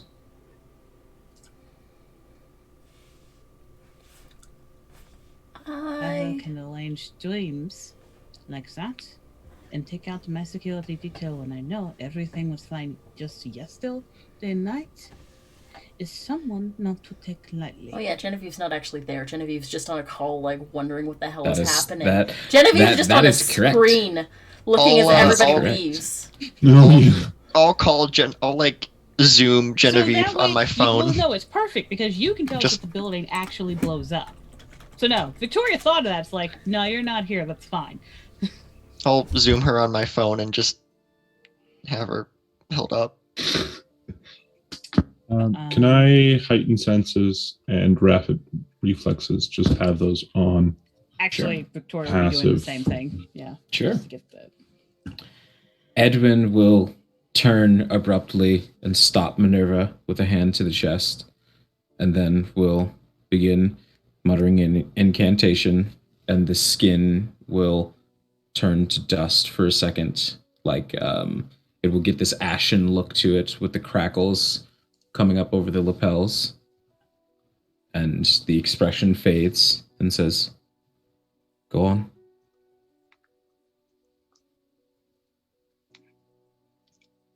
See? That's who he's talking to, yes. Did he cast? He casts Stoneheart on himself, and he's Okay. waiting for you to cast Stoneheart. Okay. I will do so as well. Would you like to automatically succeed? Will it cost me willpower? Of course it will. Ooh, exactly how many points of willpower do I have right now? No! What is Have you learned you nothing? you are at your normal maximum willpower. So 6. I can afford to lose one. You know, for the amount of time Minerva Minerva, spends no. reading, you'd think she'd fucking learn a lesson. See, no, all Minerva did this year was fuck around and never find out because people restored her willpower. Yeah, Sorry you for being can friendly and literally playing see games with you. ISIS has not left. can I have a hand? She's just gonna hold a hand out. As you extend a hand, Isis clasps hers in yours. And you see Edwin squint for a second at you. And then once your form changes, he'll just turn around and continue walking. Yeah, emergency meeting. Like, who were you talking to? Yeah, Victoria, like seeing Edwin squint, Victoria also squints but keeps walking. Oh yeah, Not that the voice inside. Minerva? Hmm? Watch yourself. Oh my. and you all are scattering. Where are you headed to? I just don't. Oh, I don't like. I just. Hmm. Should Don't we like scatter, it. or Don't should we all like. pile into my bulletproof car with my highly trained assassin Is bodyguard and just drive around the city? it explode proof? It hasn't Dude. exploded yet. We can check it for bombs.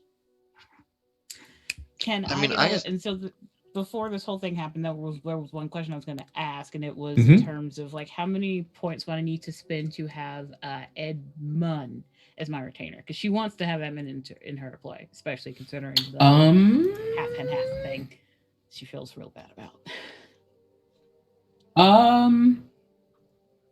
You would need to spend any experience points on that. Edmund likes you. If you request him to continue working with you, he will. Okay.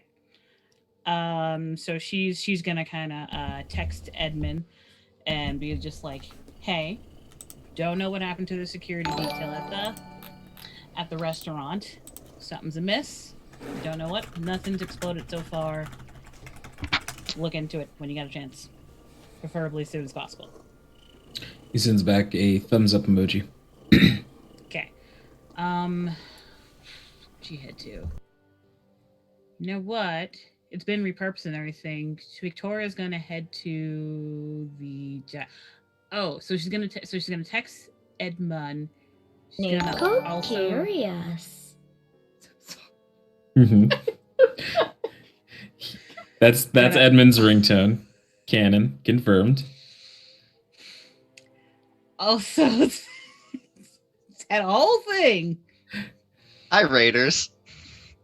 Amazing. Hi. Ping Ray real quick to see Magic Ray to see if there's been any like movement on Jackson.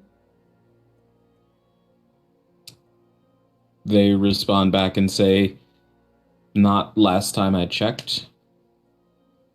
Okay. In that case, Victoria's gonna head to. Well, she's gonna actually suggest to Edwin, because she assumes it's been kept, is just to head to where Edmund's other apartment was. I don't know where they cohabitate, but wherever it is. Sure. It would be Edwin's personal haven, which is in North Detroit. And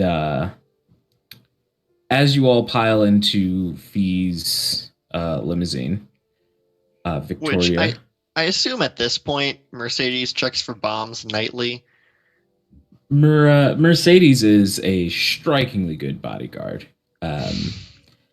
And Victoria, you in particular watch as your car explodes in the parking lot.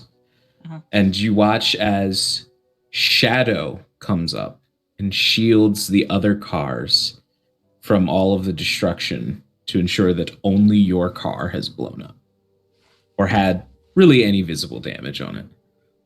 I want him dead. I want his family dead. No, actually, you know what? Your phone begins to ring. What's the? Is there a number on it? Nope. Hello.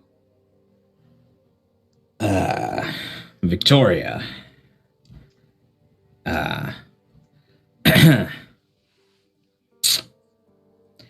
It appears that a certain someone has decided to make themselves known again. And, fine. And has returned to claim what he's owed. And you hear 2 gunshots. And the phone is picked up. And you hear a familiar voice that you haven't heard in some time say, "Let's wrap this up, shall we, Victoria?" Bishop to E7. Click. Where are you guys driving to? I was just going to instruct her to drive around the city in a very non-pattern pattern uh, until we have something, until we have a better idea of where we need to go. Okay. Let me see a drive check. See how good she is at keep details. Of course you're good at this. What are you bad at, Mercedes? Absolutely. Sharing her Disney Plus password. Account Vulnerability. share. Need to That's what she's emotionally bad open at. up. Oh, yeah, see, so brain. Who needs to do that though? So you Well, Not guys, Fee. you guys are driving for what? All correction, D6, not E7. My bad. Chess people don't come for me. Gotcha. You guys are driving a pattern that you assume that Mercedes is keeping everyone off your tail. So that's great. Are you guys just going to drive around Detroit just until the sun comes up, or where are you going? I have a question. Yes. About how long ago was my ticket? Like, how long have I been in Paris? I would say at the point that this dinner happens, you've been in Paris for upwards of 4 to 5 months. Okay.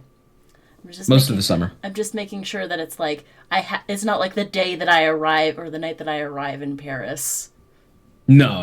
You've been there for some I've time. been sent away on purpose to purposefully miss this kind of event. If that is the case, then it was a long-term plan. But you've been in Paris for most of the summer, 4 to 5 months. Okay. I'm going to also go talk to Kara and let them know what's going on. Oh, do you need a ride to the airport? A plane ticket? I think I might soon. Fairly soon. But I'm still not going to be there in at least another 12 hours or so.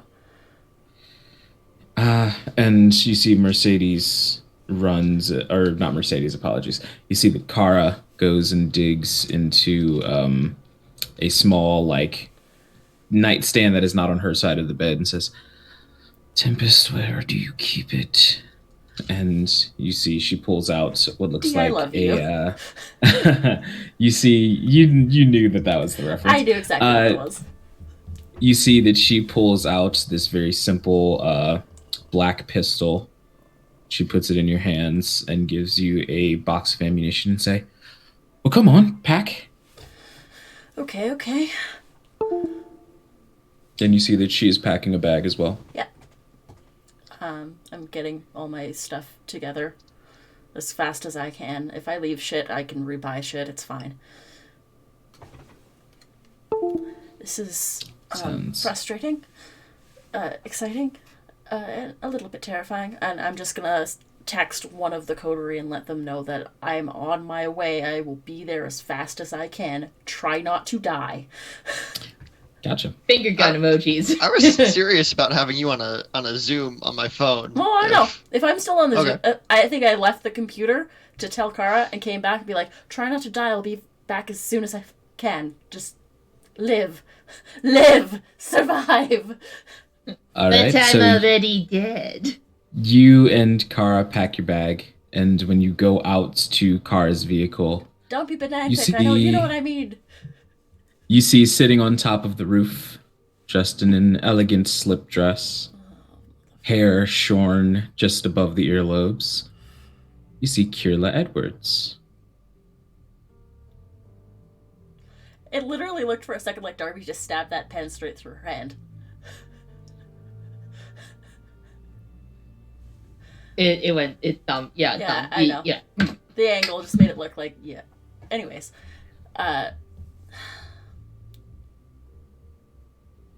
In a hurry.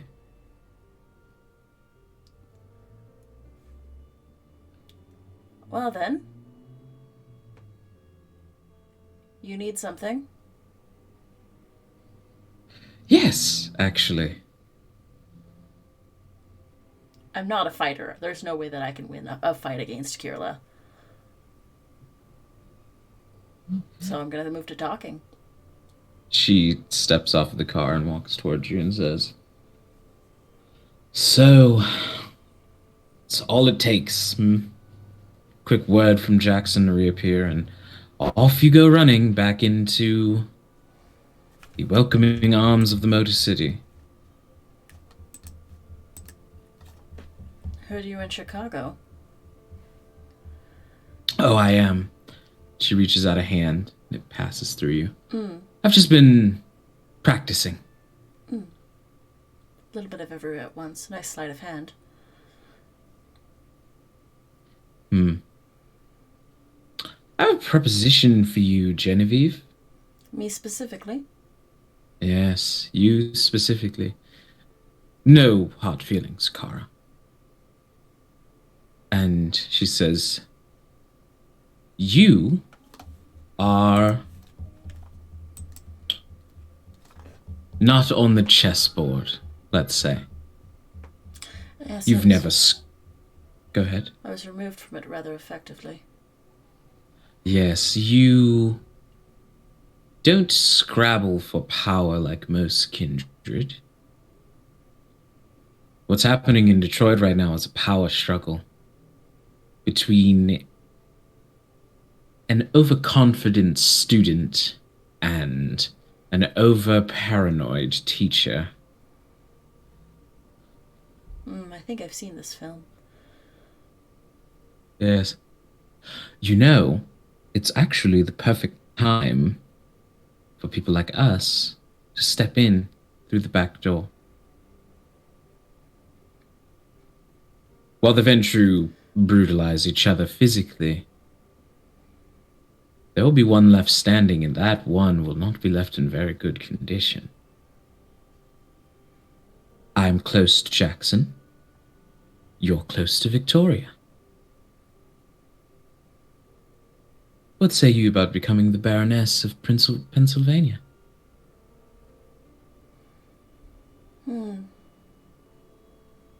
Not one really for titles. Well, if you insist on giving up your title, I suppose I could absorb it into my reign. What is your reign?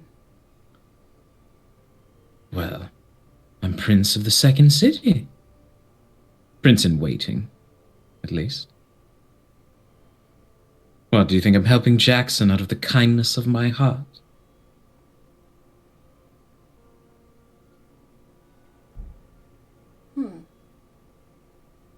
We could dethrone it all.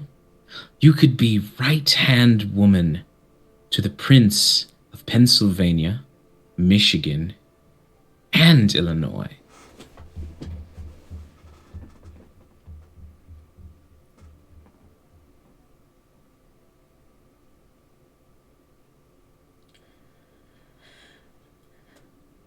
You had me right off the start, though. I'm not one to vie for power. Why do you think that offering it to me is tempting? Because, after all, your sister does live in my city. It'd be a shame, and it's right around then that you hear as Kara is standing there and going, "Oh, that's how you get the safety off." And the bullets just pass through the illusion and say, "I think she's answered your question." And she gets into the car. And you see that Kirla's expression sort of sours and says, "If you choose a side, don't try and run from the consequences of that side's actions, Genevieve." You should follow your own advice. And you see the image disapparates as you drive off to the airport.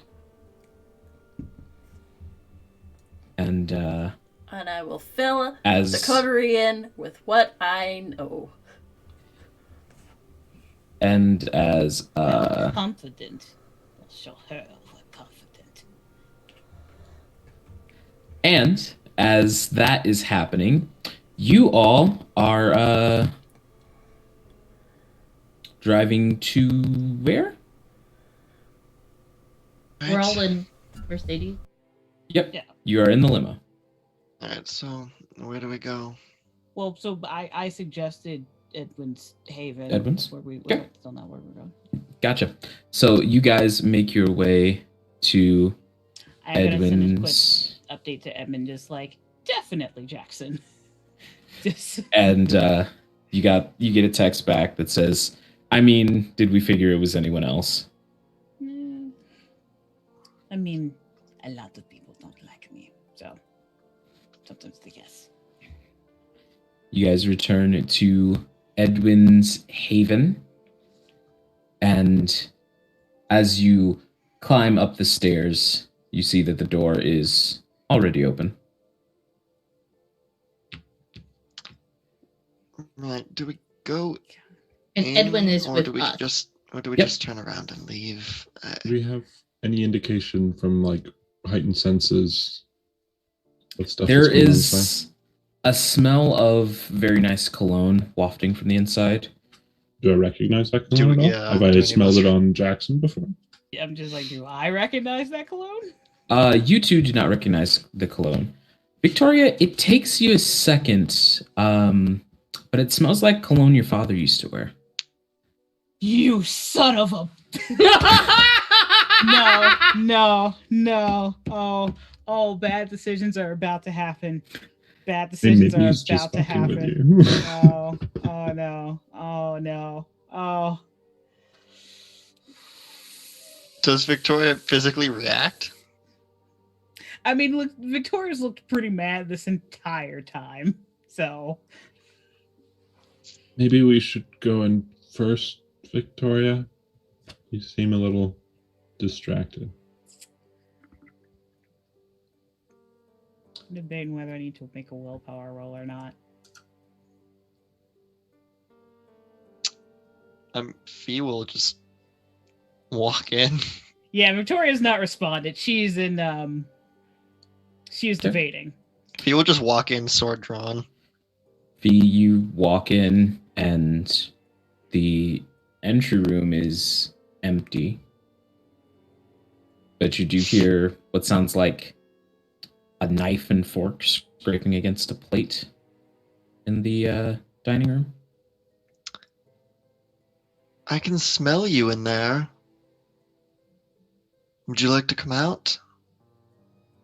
There's no response. Sense the unseen. Sure. You activate Sense the Unseen, and in this room, you don't spot anyone. Meanwhile, I'd like to kind of stand in front of Victoria and kind of grab her by the shoulders. Be like, hey, you've got this. Okay? You're Victoria fucking Beaster. This conversation would be happening in French. Okay. And be like, you're Victoria fucking Beaster. You can handle anything, including whatever the hell's in there. Get it together. Looking like looking Ray dead in the eye, not blinking for a while. Just kind of staring. Deep breath in, out. I owe you a kind life. Fine. Yep. Walk around unless anyone's stopping me, walk around the corner. Rejoin the All right. others. As you walk around the corner, you see sitting at the table is Jackson King. Hello. Hello, Fee. It's been a while since we've spoken. I have to say, I didn't miss it a whole lot. You're kind of the worst. Well, second worst. Kirla has you beat. Well, at least you're honest. So, are you actually here? Like, look around, just pick up like, I don't know, any odd like tchotchke that Edwin has, if he owns anything, and just like toss it at him. Not really. Edwin's not really a like random things kind of person. Yeah. But you do see Jackson just take a fork, throw it at you. Pretty real last I checked. Right. Do you want to die? Because she's going to kill you. Who is? The I fuck thought do you were you smarter think? than that. Oh, you mean my protege? Hmm. No, she Miss Beastar. Yes. doesn't have the ability to kill me. Right. Well, there's like 7 of us here, so if we each take a limb, I think we can get the More job than done. enough. And he wipes his hands clean, and you see he's eating a steak. And he throws a napkin on top of it and says, "Yes, that would be a very difficult position to find oneself in. So the question becomes then, Fiorentino, why would I just show up? Apologies, I know you so much better now that I've talked to your sire. Bit of habit, sorry." Hmm. Is Victoria coming in, or? Presumably, I mean, that conversation didn't take very long. Yeah. At this point, you all begin to round the corner. And you see Jackson's sitting there. I think he wants to talk. Ah, Steak. the pretend Baroness. Hello. Good to see you in person again. Victoria hasn't stopped walking. She's continuously walking towards Jackson. This is what I expected. Doesn't do anything to stop you. He says, "And how is the would-be kingdom?"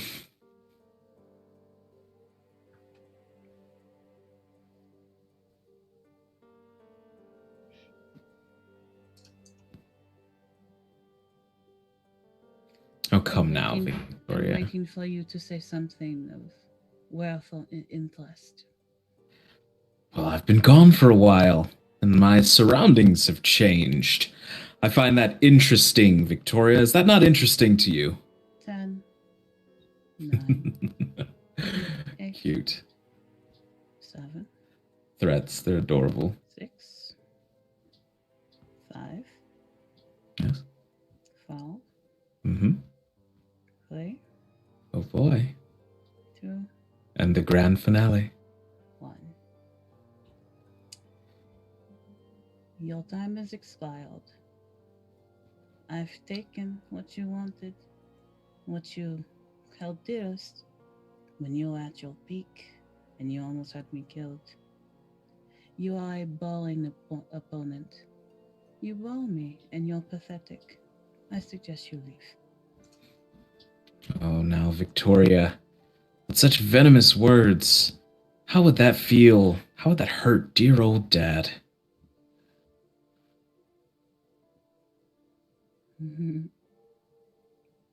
Let me ask you a question, Victoria. If you were a criminal, trying to teach someone the ways of the land, how to use their gun, would you fill it with real bullets? Out of curiosity. Victoria's actually like taken a seat and taken out a book. You know I don't do things by accident, Victoria. And I know you could smell me as soon as you hit the landing. So, if you don't want to play the game, you don't have to, but if you remember my first lesson, those who don't play the game lose. So, he will go back to sitting down and will continue eating his steak. What's that steak made out of? Looks like it's made out of cow. Looks like a steak. I mean, blush of life. Doesn't smell like people, right? He's not like eating a cooked person. You don't smell kind, Vite. Okay. Does it look like Jackson's using blush of life? Yeah, it looks that way. Good.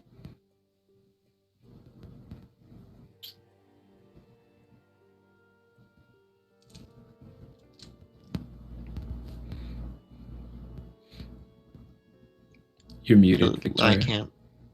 Oh, I am? Oh, shoot. Now you're audible. Okay, there we go. I think you might have just been a bit too quiet, yeah. I was probably just a bit too quiet. And like in response to like not playing, Victor's just like, not just, kind of says just like, Jackson, either state your intentions or don't. I am not your mother. No. No, my mother is a sickly old lady who you should have killed when you had the chance, darling. I mean, what was that? Hesitation. Kindness for your old sire. No. I do not want or deserve kindness. Finally, something truthful.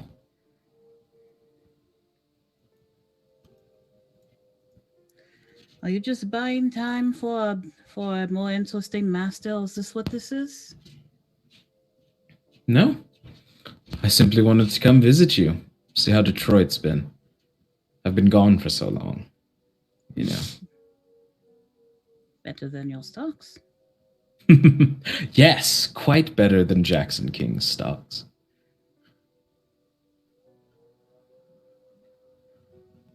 Is there an inside skill? You can roll My favorite. roll insight plus subterfuge. Can I also? Absolutely, same roll. First roll of the game? First roll of the season, I no better less. that than I remembered. Yeah. Can I use empathy with this? Nope. Can't empathize with a person that has no feelings. I would argue with that. But 5 successes.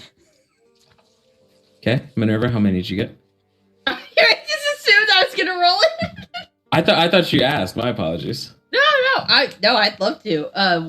What am I rolling? And do It's I insight get... and subterfuge. Oh, right. Do I have deficit because I have no feelings right now? No. Could I roll? Yeah. Anyone who would like to. Insight and subterfuge. Yeah, I'm sorry. It was only 4. My bad. Okay. 4 5 successes. successes. 5 successes. 2. Okay. 3 successes. 3 successes. Gotcha. So, 2. yeah, Ray and Victoria, you note that there is certainly an acknowledgement and a bit more anger than he would like to let show through the comments, but there is also the last sentence was definitely very pointedly said. And he sits up for a second and says, Victoria Beaster, Ray Renault, Fiorentino de Calza, Edwin Lohman, and Minerva Noctua. One name. Not hard to find if you only have one. Edwin, of course, has done the best, but he's the oldest, so that's to be expected. It's funny how many secrets you can hide if you have more than one name. Sure. Okay. All right, Jackson. So have you one or not? So you have, well, Jackson, whatever name you want me to call me by. But since that's the only way when I know, I will use Jackson. If you're fine, then why do you care? Why are you here? I live here.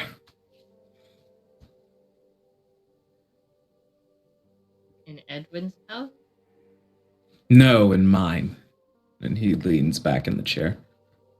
And look at Edwin. What's his face right now? Edwin has no emotions because he's currently under the Stoneheart spell. He's just staring at Jackson. Yes, I've decided that as the first of many reparations, I'll be taking this lovely out-of-the-way abode. Did he steal our shit? Did he just take our names?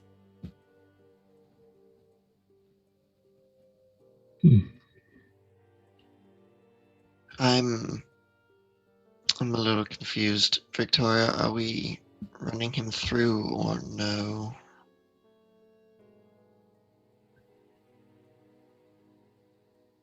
I cannot hear you. Right. Sorry. Too low.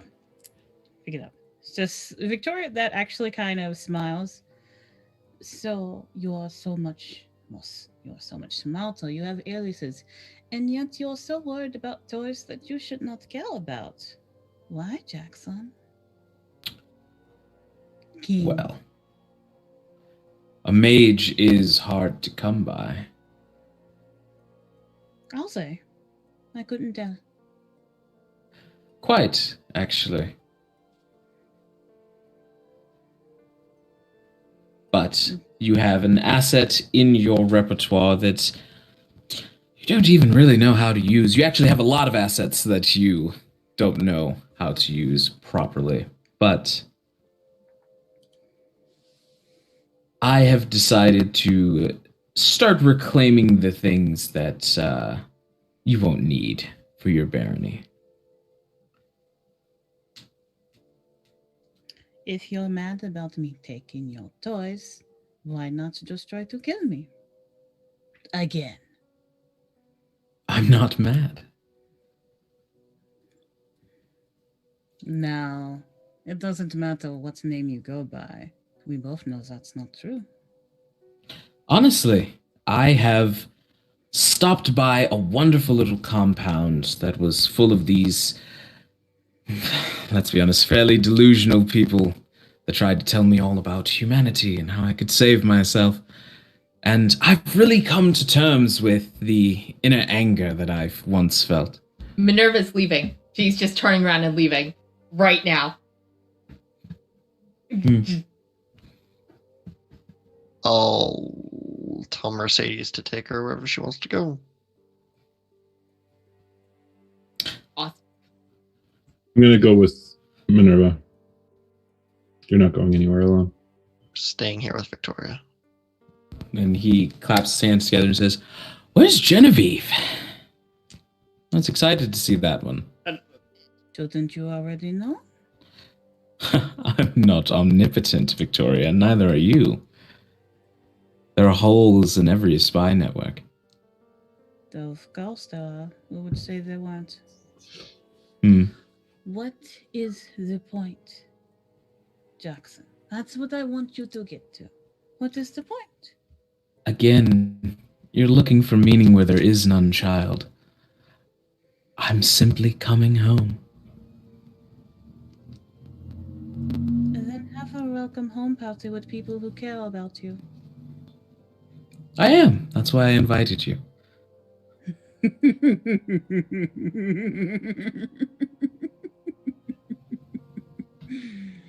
Oh. Cute. And then Victoria will look over to Edwin. I mean, Edwin, I know, has the Stoneheart one. Well, I guess we should look at the new lease, supposedly.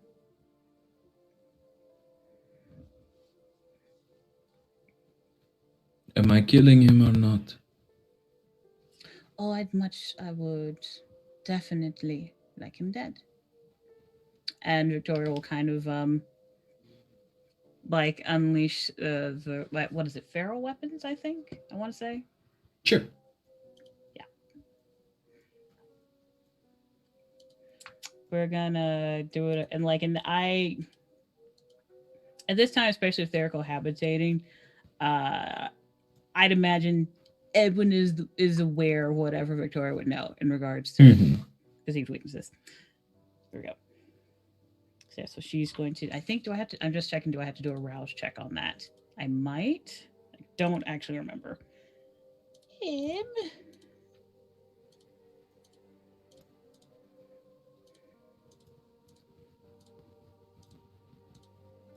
Typically, the first level disciplines don't require them. I don't know what level it is, but That one's further down, so it probably does. So I'll go ahead. usually and does. do that. More than likely. Is this for Protean? Yeah, I believe it's under Protean. Yes, it's under Protean. I'm trying to find very quickly. I'm failing that because Feral weapons does require a rouse check. Yep. I did not succeed, so I get hungrier. I think. Is what happens? Yes. Okay. Indeed. Yeah. Here goes up.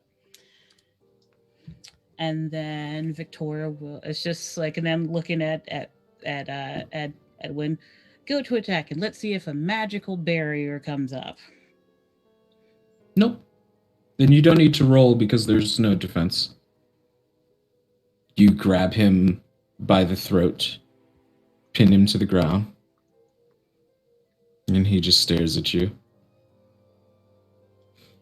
Living in my house, taking my things, trying to make them not my things. Pettiness is cute. But do you know what the best part is, Victoria? Even when you kill me, you will never be rid of me. I will be in every shadow that you walk past, and behind every door that you close, and in every moment of silence, whether you admit it to yourself or not, you'll consider how I would handle whatever you handle. That is immortality.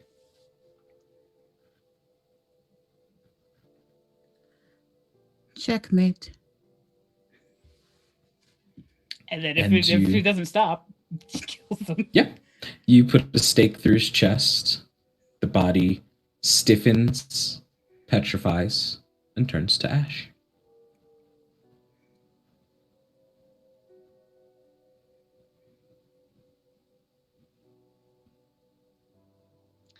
Well, that felt significantly too easy. Quite anticlimactic, honestly. But hey, you don't need to get the new place. I need to get the new security detail again. And a new Okay. car again. I have more. I have many of those, honestly. I'm not so mad about the car. Do you think? I don't know. I don't like this. Doesn't Question. feel right. When I got to Jackson, did he actually smell the cologne, or was it just splashed in the apartment somewhere? He smelled like the cologne. Okay. But yeah, it did feel crazy. Was it the last gasp? Victoria, your phone buzzes. Oh god. Looks at the phone. And you see a picture of you through a window while you are on top of Jackson King, poised with the stake.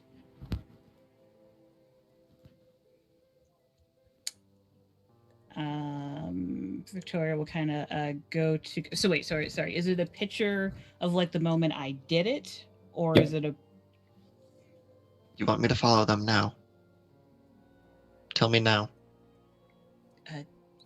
If you can tell where the shot is from, sure. And as that begins, you get a text message after the picture that says pawn to e4.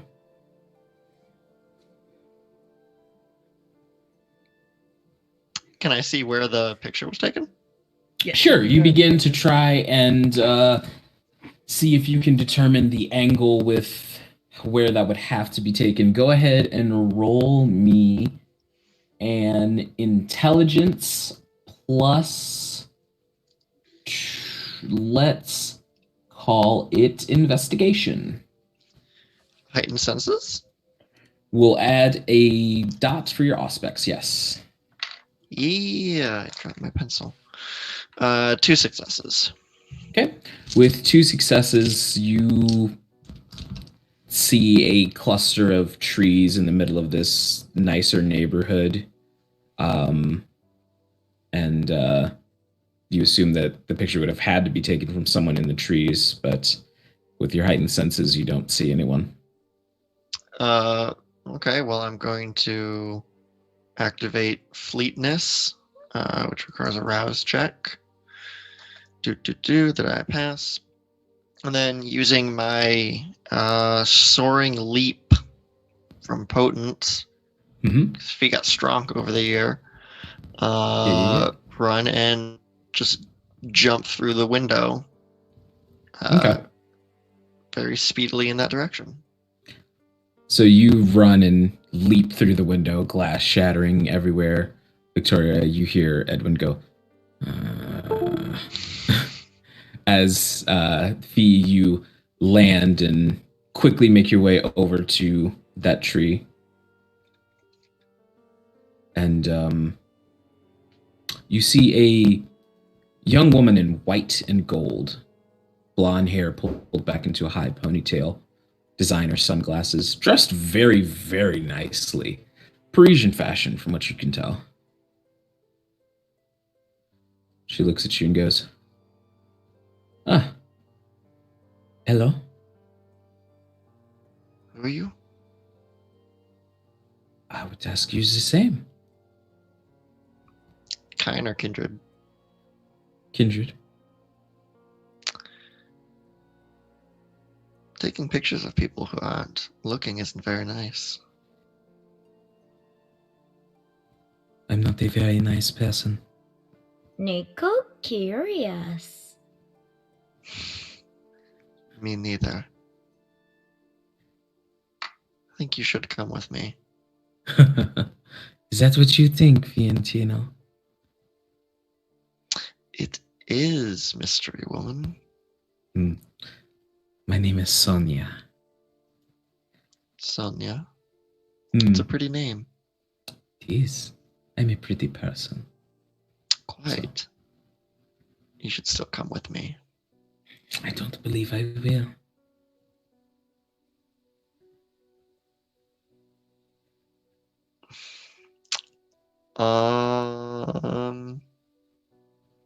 Okay, I'm going to try and. Alright, I'm going to try and stab her then. Okay. Reach out and give it a stabby stab. Yeah, alright. 1, 2, 3, 4, 5, 6. Dun, dun, dun, dun, dun, dun, dun. This is, if I'm not mistaken, dexterity plus melee. Indeed, yes. Cool. Oh, dropped a die. That's fine. I have plenty. Sure. Fuck this. I'm gonna use a willpower. Okay. I rolled 7 dice and got a single success. God bless. Fee can use a willpower and no one yells at Fee, but Minerva uses the willpower and I can everyone get mine. yells at Minerva. I just have to go do some drugs and I get mine back. I was gonna say something, but I think that point was made. All right, that's a total of 5 then. All right.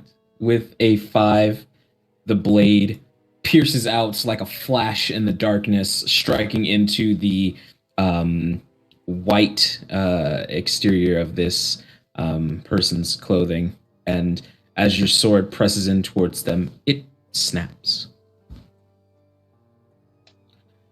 And she says, Well, well, indeed. this was really expensive. From what I've seen, Fee, you and your mentor are, I mean, calling you pawns would be flavorful.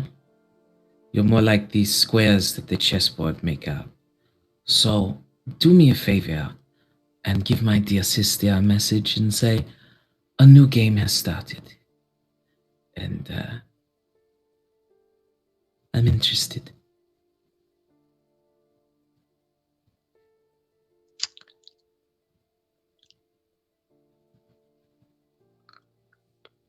She turns. I'm gonna try one more thing.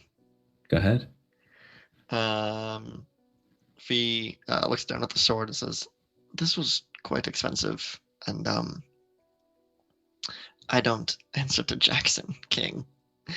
And I'll like reach my hand out, and all the light in the area sort of like bends in towards Fee. I'm gonna use Arms of Ahriman. Okay. Which is Okay, a so level 2 Oblivion ability. You watch the shadows begin to drift in from various objects and collect around Fee's form as the eyes turn this deep purplish color and begin to trail with shadows as you extend your hand out. And I believe... Attempt to restrain her. I do have to make Yes. a rouse check. Because, passed. I get to make Wits plus Oblivion versus Resolve plus Composure. I love you, but that's not gonna go great No. for you, Listen, I don't know her stats. Where can I learn Yes. Oblivion Tactic? You've worked with Victoria for a year. Listen. You can learn it from the same place Fee learned it, wherever that was. Anyway. Okay, how many successes is that? Well, I'm gonna spend another willpower. Okay, gotcha. Listen, I'm annoyed. Of course. She said mean things to me and She broke did. my sword. Motherfucker! Alright, well, after spending a point of willpower, that's a grand total of 2 successes. Okay, she got 9. So No, that sounds about right. As the tentacle I out, couldn't have beaten that if every die I rolled was a critical. As the tentacle whips out, you see the fortitude enhanced vision. It attempts to wrap around her, and she casts it aside with a hand and says, "That's new." Yeah, I'm still getting the hang of it. Like child, like sire. Well, if you could pass along that message, that would be lovely. And she turns and begins to walk away. I look forward to killing you in the future. So many people do. Bye-bye now. Alright, I'll head back. Okay. You head back inside. Edwin has finished restoring the window. That was quick. Yeah. Edmund has arrived at this point. So I met your sister.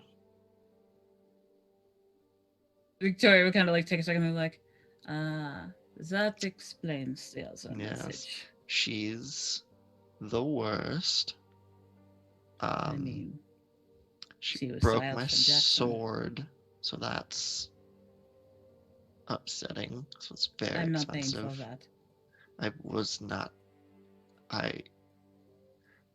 I'm really just complaining to complain. I'm Well enough. unreasonably wealthy. Oh, you though. All right.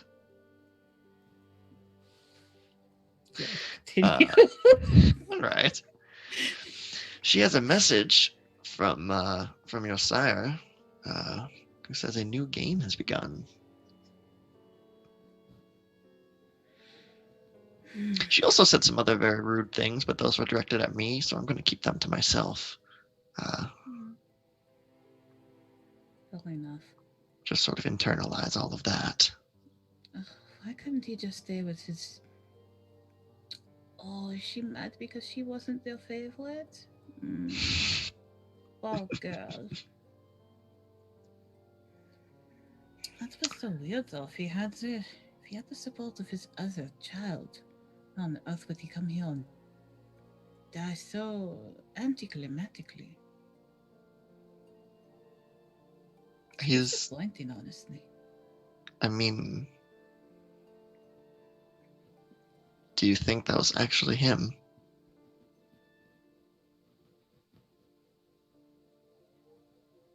Smelled like him. I assume because like she, yeah, smelled like him. Yes, and Died like he would. an hour ago we all shared a dream. Anything can happen.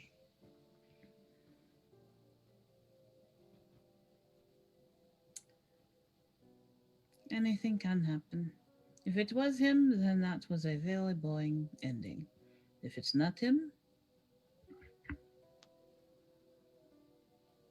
he's playing an odd game. Either way, restaurant's still mine as far as I know. I think one thing Victoria would have been doing while Fee was having the little conversation there is checking the like deeds of every various thing to check whose names are in and whatnot. Everything is untouched. Okay, including Edwin's haven. Yep. Edwin does a personal sweep of it, and Edmund sticks his head out of the kitchen and says, "All right, so I just finished hoovering him. You're probably going to want to empty that bag out. I would imagine that, person dust is probably going to clog up your regular vacuum." Oh, thank you very much, Edwin. Yeah. It's just so anticlimactic, really. Yeah, it's kind of... A very odd interlude. Doesn't make sense. You're beginning to sound like Genevieve. I like her the best out of all of you. No offense. Oh, none taken. Hey, me too. So. No, House. none taken. Yeah, no. But fail. And with that having been said, the camera will pan back over to the airport. Genevieve. Hello. You're making your way through security and through Remind me, baggage I've just claim. been stress eating for the last 30 minutes. Yes, of course. You make it through baggage claim and security, and you are waiting to board your plane. And you see that Kara is there, and she goes, "Just wake me up when it's time to time to board." And make me an awareness check. Yeah. Let's I'd say like to do awareness that. plus wits. I would definitely Awareness like to plus do that. wits.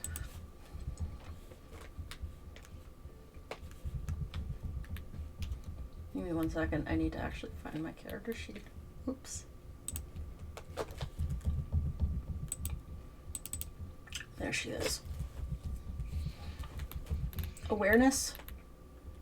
Yep. Plus wits. Okay. So 5 dice, 1 hunger die.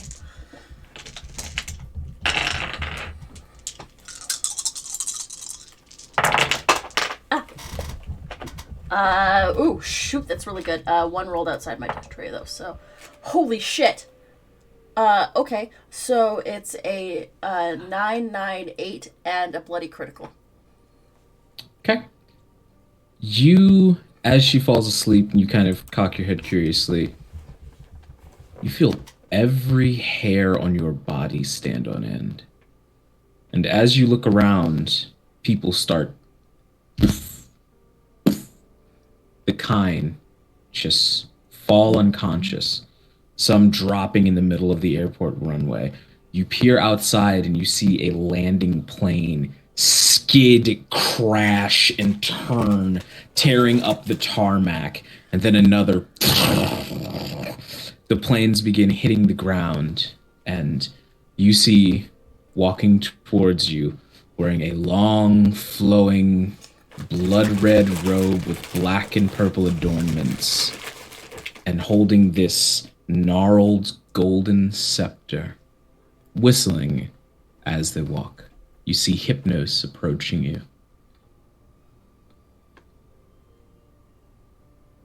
I'm going to whisper Hello. under my breath. Is it too late to ask for a favor? And that is where we're going to end tonight's episode of Under the Pale Cold Sun. I Oh, fuck yourself. not. What? I hate you. You guys wanted to know No, where I'm kidding. Hypnos I was. cannot stand. Doing fucking something to get that goddamn stick, pet. Ugh. Yeah, he's at an airport. Crazy. Yeah, and he put Cool. every That's single like a person to sleep, coincidence. including the pilots of all those planes. Yep. We're now probably dead. They all dead. Oh yeah. Oh yeah. Yeah, like that was several hundred people dying. Like Masquerade, eat your heart Seatbelts, out. though. And they, oh man. So those they are have seatbelts, but it's still a plane hitting the Falling ground without sky. landing gear. yeah.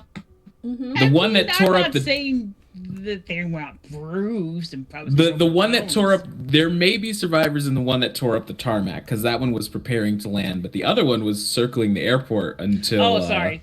I didn't. I forgot about the one circling. I was just thinking about the one that did the. Mhm. That was, Yeah, I would say with that many successes, Genevieve also notices that all the animals go quiet. You know how you always see birds in airports? Mhm. They also are unconscious. So, Great. yeah. Cool.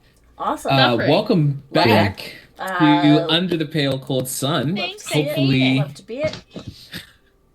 hopefully everybody enjoyed their time here. Obviously, my players very much did. And as such, we're going to go around and get reacquainted with these players who we haven't seen in a long time, starting with the lovely Rowan.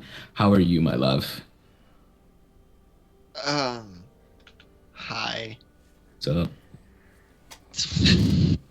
Not much. Not much. Pretty chill. Just a like real few vibe of days the episode. past year. Yeah. Not a whole lot going on. Well, thank you for joining us, lovely people. I have been Rowan, and you can find me on the internet as @RedWhiteRP. I am a writer, streamer, sensitivity reader, editor, and professional dice cruncher. You can catch me on Tuesdays at 8:30 p.m. over on the Fae Realm, FAE, for Institutionalized, a Monster of the Week game, where I play as Annalise Crown, a child in the body of an adult with immense psychic powers and a big knife. And then this Sunday, you can catch me for the season 2 premiere of Clockwork Vines at 8 p.m. Eastern on Honey and Dice. And very soon, look out for Trudvang Chronicles Snow Saga over on Penny for a Tale, where I get to be a very tall lady with a spear. It's great. I also run a bi-weekly Monster of the Week one-shots called Cases from the Institute. You can find that at my Start Playing link on my Twitter in my pinned tweet. It's a lot of fun, and people of all skill levels and experiences are welcome. I think that's everything I'm supposed to talk about. Wonderful. Then we're going to shimmy on down to the Baroness of Pennsylvania, the Madam, Victoria Beester. You killed Jackson. You did it. It's surely over. He's dead. Just so it's look, I can believe it wasn't actually him, but this was a really whack interlude. I gotta say, like this would get like 2 out of 5 on for a Yelp review. I'm just saying. But hi, Valid. I'm Alicia. You can find me here, obviously, on Wednesdays for this Vampire the Masquerade game. Over at the Fairums, I will be in the game there, playing the character that I definitely have figured out already. Don't even worry about it. Like also over on Dicey Amazon. More often, sometimes I'm over there, part of the Vibrant Legends crew.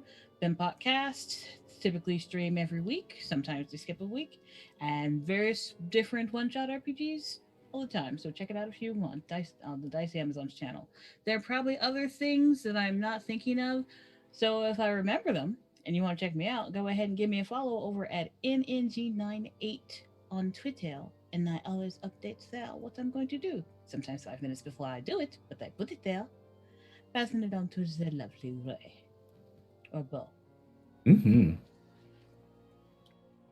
I mean, I don't know what y'all are talking about. Ray's had a pretty decent evening, other than the bomb scare. Nothing's really happened to Ray, you know. See? So things are good, I didn't even have to break out the other Ray. It was just therapist tonight. Yeah, I'm Bo. Hi, Bo. Hi. I am at Dorky Teacher on Twitter. You can find me on Twitch at Just Dorky Teacher. You can find me every other Saturday over on the Polished Cryptids channel, where I am playing in a game called High Seas Hijinks. It is a 5th edition, silly and roleplay heavy game where I play Bream, the Thembo Merfolk.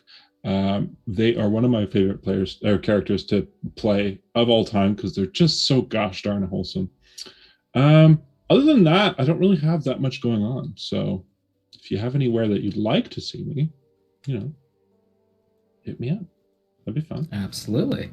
And next up, we have the lovely and ever Nico Curious Darby. So sorry.